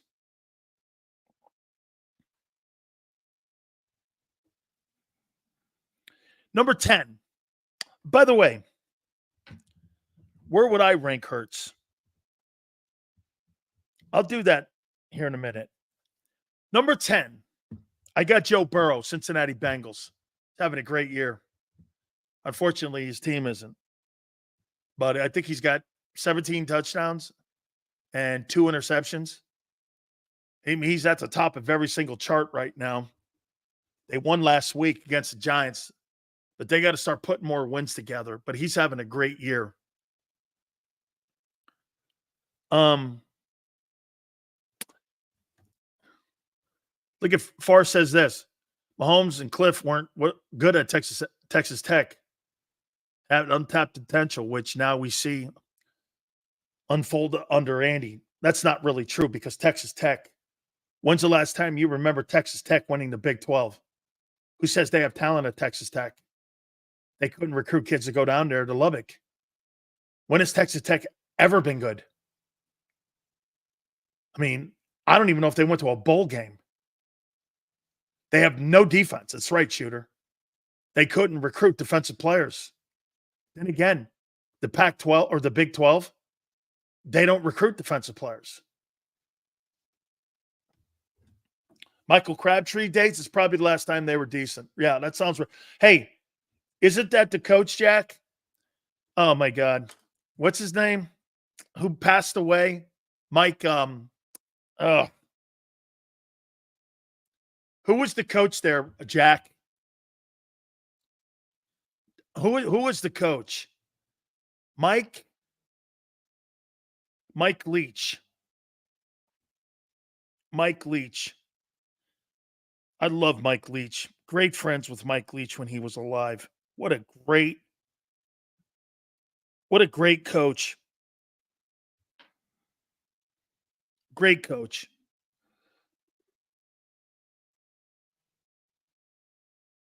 Absolutely, man. What a great coach. I'm trying to find a picture of Mike that we took together. Really loved Mike.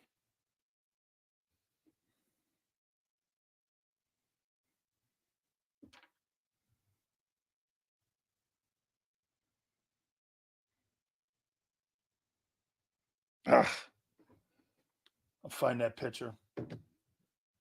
He was just absolutely fabulous. Just a really great guy. Air raid, everything that he had down there with that offense and how he was able to run that program. I liked him more down there and at Washington State. Mike Leach. He was such a great coach. Yeah, he was such a great coach. Anyway, I'll post that on my Twitter page at Dan Sileo Show. Yeah, I'll get that up there. He was really great. I loved him. Yeah. Okay. Anyway, Roseman versus Brett Veach. What up, Pete? Appreciate it. Guys, do me a favor. Please hit the like button here. Here are my top 10 quarterbacks. Joe Burrow, I have at number 10. Number 9, I got Baker Mayfield sitting there at number 10. I think he's having a great year. Number 8, Jaden Daniels, Washington Commanders. God, that kid's playing great football. Number 7, I got Sam Darnold, Minnesota Vikings. Number 6, I got Brock Purdy. Number 5, I got Jared Goff. Number 4, Josh Allen. Number 3, Patrick Mahomes. Number 2, CJ Stroud. Number 1, Lamar Jackson. So Joe Burrow 10, Mayfield 9, Jaden Daniels 8, Darnold 7, Purdy 6, Goff 5, Allen 4, Mahomes 3, Stroud 2, and Lamar Jackson number 1. Where would I rank Jalen Hurts right now? Xander, where would you rank him? Where would you rank him right now? Thanks, Travis.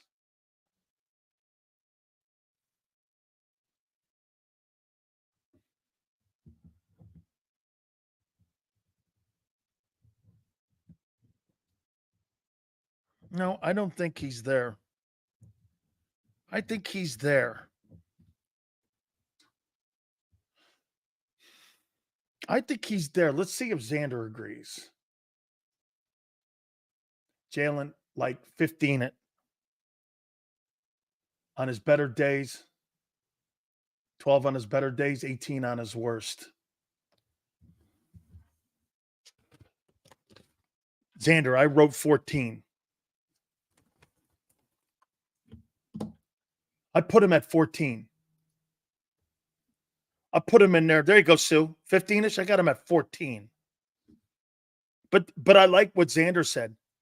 Here, Jalen Hurts can play like last week. Here, let me last week's performance, 264, whatever it was, and 33 rushing. That would have put him 12. 11. Okay? Like that. Lamar right now is playing insane. Jalen Hurts has ability to have a top 5 game. But I don't think Jalen Hurts has the ability to have a top 5 season. I just don't. I think he can play top 5 football at any moment in any game. But he can also turn around and play a bottom 20 or 18 game. I'll do official quarterback ranking on a show tomorrow. I have to run through the list. Okay, we'll do that. We'll do that. Hurts can play and have exceptional football. He totally can. 14-17, Forrest, that's kind of where he is. He's in there right now. By the way, is he trending up? No. I think he's treading water. Like, he's kind of like, because of all the new things that, hey, by the way, do you think he looks this guy looks like 2021 in many ways, but with more experience? And what I mean by that is, okay, he's learning blocking protections for the first time. He's learning pocket presence really for the first time. He's learning progression reading for the first time. All of those things are on his table, on his plate right now. And for him to be playing, he's 3-2. As we said, this thing was going to be bumpy. Could he be top 12, top 10, like a 10 through 12 by the end of the year? Yeah. Got to continue to improve the intangibles, though. And getting age, you know what my problem is? My problem is hey, I don't know how many of you feel about this, but getting AJ his numbers is not a priority for me. I want Jalen Hurts to get better. And if that's at his expense, I don't give a shit about AJ Brown getting his numbers. I care that Jalen Hurts gets better. That's more important to me. That's more important to the organization's future, is the quarterback getting better, not AJ getting his number. Look at this. So here's a prime example of what you guys, how many people think that AJ Brown is essential to Jalen Hurts winning ball games? Because if you think that, you're in trouble. AJ got, how many yards did he get? 117 yards? What was it? 6 catches, 8 catches? What was it? And you won by 4 against the shitty Browns. That's not winning football. That's not winning football. And I'm talking about winning football against teams that you're going to have to beat in January. Getting AJ his numbers is not going to win you a football game. Get this, 2-1-5s. Well, then get this. If your quarterback is not making your football team, you don't have a quarterback. And you can't win in this league unless you have the quarterback. 2-1-5 just is telling you, well, then guess what, folks? You don't have a guy that can win you a game that matters the most in January. Okay? My wide receiver can't be the fucking best. I'll tell you this. The best player in Green Bay is not a receiver. The best player in Kansas City is not a receiver. The best player in Los Angeles with Stafford is not a receiver. The best player in San Francisco is kind of the running back, but the quarterback is not bad. The best player in Baltimore is the quarterback, not a receiver. The best player in Buffalo is not a receiver. It's quarterback. I can't have AJ is the best player on the team and the quarterback is not. even in the top 6. Get this. So this is what this guy says. So a year ago, the Ravens won 14 ball games. They didn't have a 1,000-yard receiver. They didn't have a 1,000-yard running back. But the guy won the most valuable player, and he won 14 games, and he won home field advantage. They didn't have Derrick Henry. And they won 14 games. No 1,000-yard receiver. Tight end was lost in week 10. No running back. And he won a second MVP award. Shows you how stupid that take is. Henry's the best player? Not really. Not really. Dude. The guy had nobody on his team, and he won 14 games with him. And he's in the AFC, and he lost to Mahomes in the AFC Championship game at home. You lost to Baker Mayfield in a playoff game and were murdered by him. Then he lost. And I'd rather be in a position where, guess what? I'm in a fight versus a guy who's like Tom Brady right now versus a guy in Baker Mayfield who's on his 15. Holy shit. Dude, you're never going to win a Super Bowl with A.J. Brown on your team. You're not. That's why both the Packers and the Raiders have moved off of Devontae Adams. The Jets are not going to win a Super Bowl with Devontae Adams. They didn't when he was in Green Bay. What makes you think these guys are older now and Rodgers is 41 that they're going to do it now in New York? How stupid is that? How stupid? Dude, completely, get this. This guy's completely missing the point. The guy in Baltimore is the best player on the roster. Lamar Jackson. He's the best player in the league right now. Your guy's not the best player in his own huddle. A receiver is. Because when the receiver's not in there, the quarterback falls to pieces. Your quarterback falls to pieces. Lamar doesn't. I mean, Allen doesn't. You guys all fall to pieces.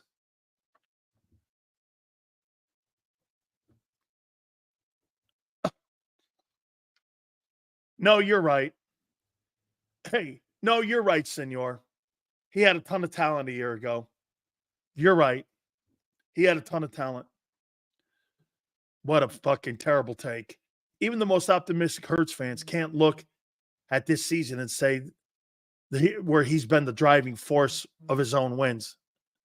Maybe last week. Oh, no, you're right, AJ. Offense should average 30. We're struggling to get 20.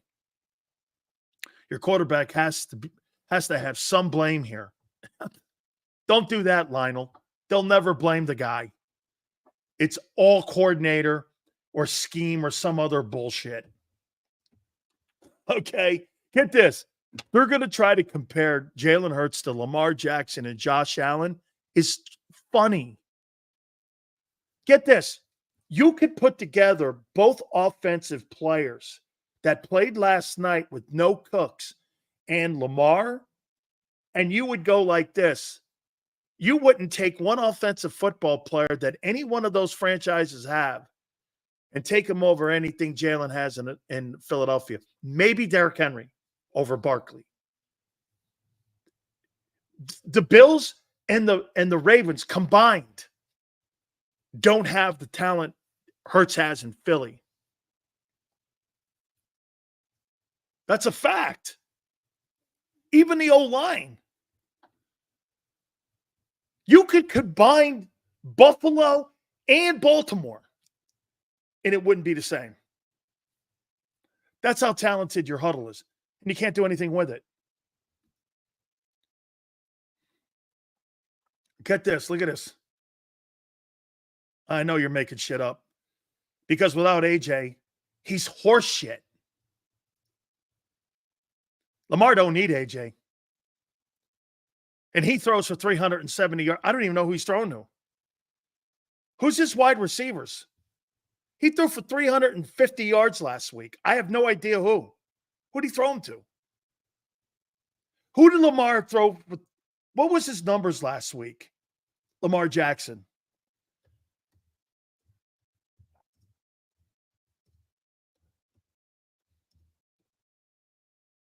He threw for 323 yards last week. Get this. So he beat Jaden Daniels this last week. He beat Joe Burrow going for 348 yards and 4 touchdowns. I'm trying to figure out something here. And in the last, get this, 3 weeks, he's got 7 touchdowns and 1 pick. And he beat Allen, Burrow, and Daniels. In the 3 straight games, he's had a quarterback rating of 135, 120, 115. Who are his receivers? Zay Flowers. So Zay Flowers is better than Devontae? Would you take Zay Flowers over Devontae Smith?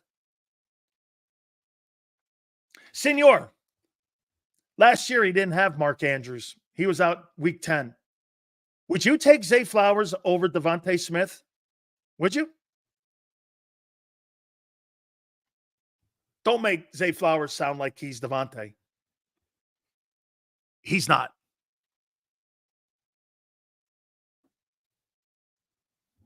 Okay? Don't do that. It's like you guys blowing up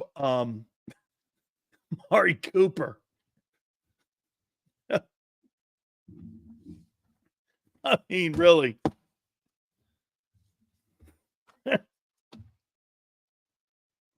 Dude, that's some year he's having, no Lamar. What a football player. Look at this. I love to look at this stuff here. So right now, Lamar Jackson's on pace for 4,332 passing yards, 28 touchdowns, and 6 picks. Oh, and by the way, dude, no way. No way. He can't be on pace for 1,000 yards rushing. Xander, Lamar Jackson is on pace for 1,000 yards rushing and 4,300 yards passing and 28 touchdowns. That will go down as the greatest regular season in the history of pro football if that freak does that, and he will win his 3rd MVP. Holy cow. My God. Dude, I didn't realize. By the way, and the other guy's on pace for $2,000. Derrick Henry. He's on pace for 2,000 yards rushing. Holy shit, what a season.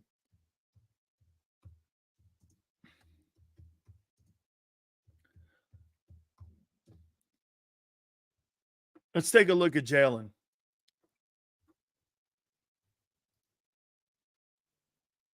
Okay.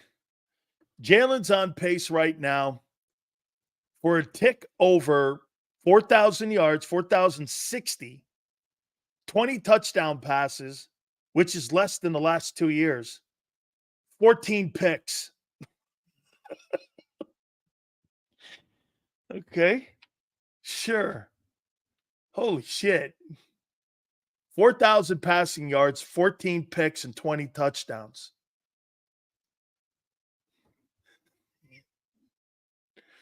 They got to take a timeout on that one. Woo!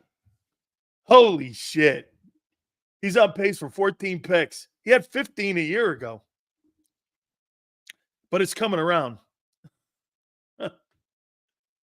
Oh, man. Hey, senor, eat it. How you doing? Hit the like button. Hang on here now. So if Baltimore wins the Super Bowl, where would this put Lamar and Henry? They're both Hall of Famers for sure. Lamar's going. Henry's going. But, yeah. Hey, wait a minute. Sue. Hey. Sue, a lot of women in here. Got to look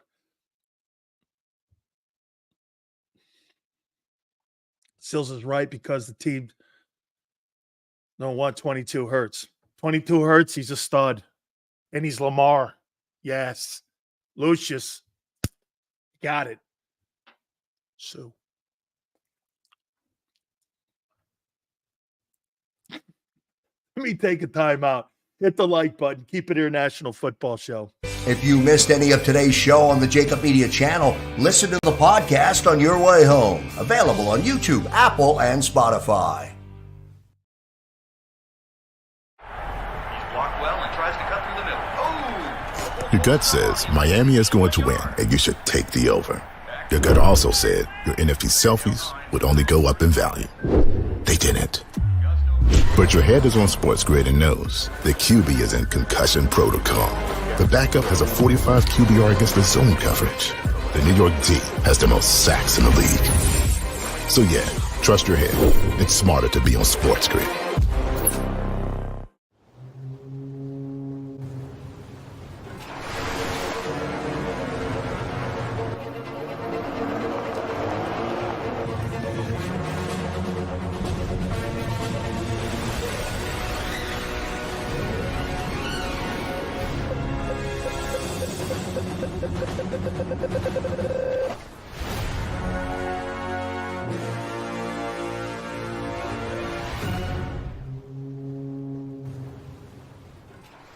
Score and save at Southeastern PA and Delaware with Colony Pools this football season, and let the experts close your pool with a custom Merlin safety cover in green for the birds. And if you join our Winter Watch team, we'll give you another 20% off, and Colony Pools will handle it all. Keep your tiles on your pool, not in your pool. Fly with Colony right now, birds fans. Visit flywithcolony.com.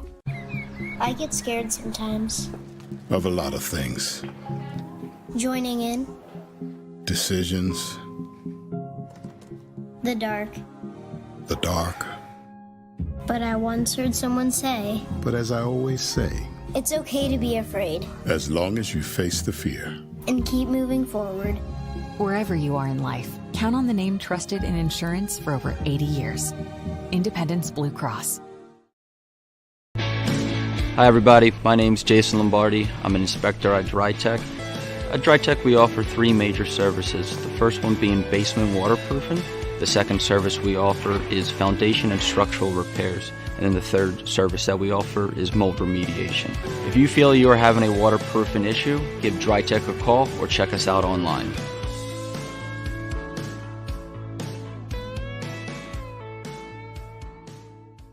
Heading down the shore. Have a ball once more. Here, imaginations run wild and time stands still. Because here, you can find the best of the Jersey Shore, all on one 5-mile island. So leave the old you behind and get lost in the woods.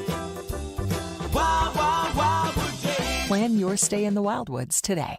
EAGLES. Eagles.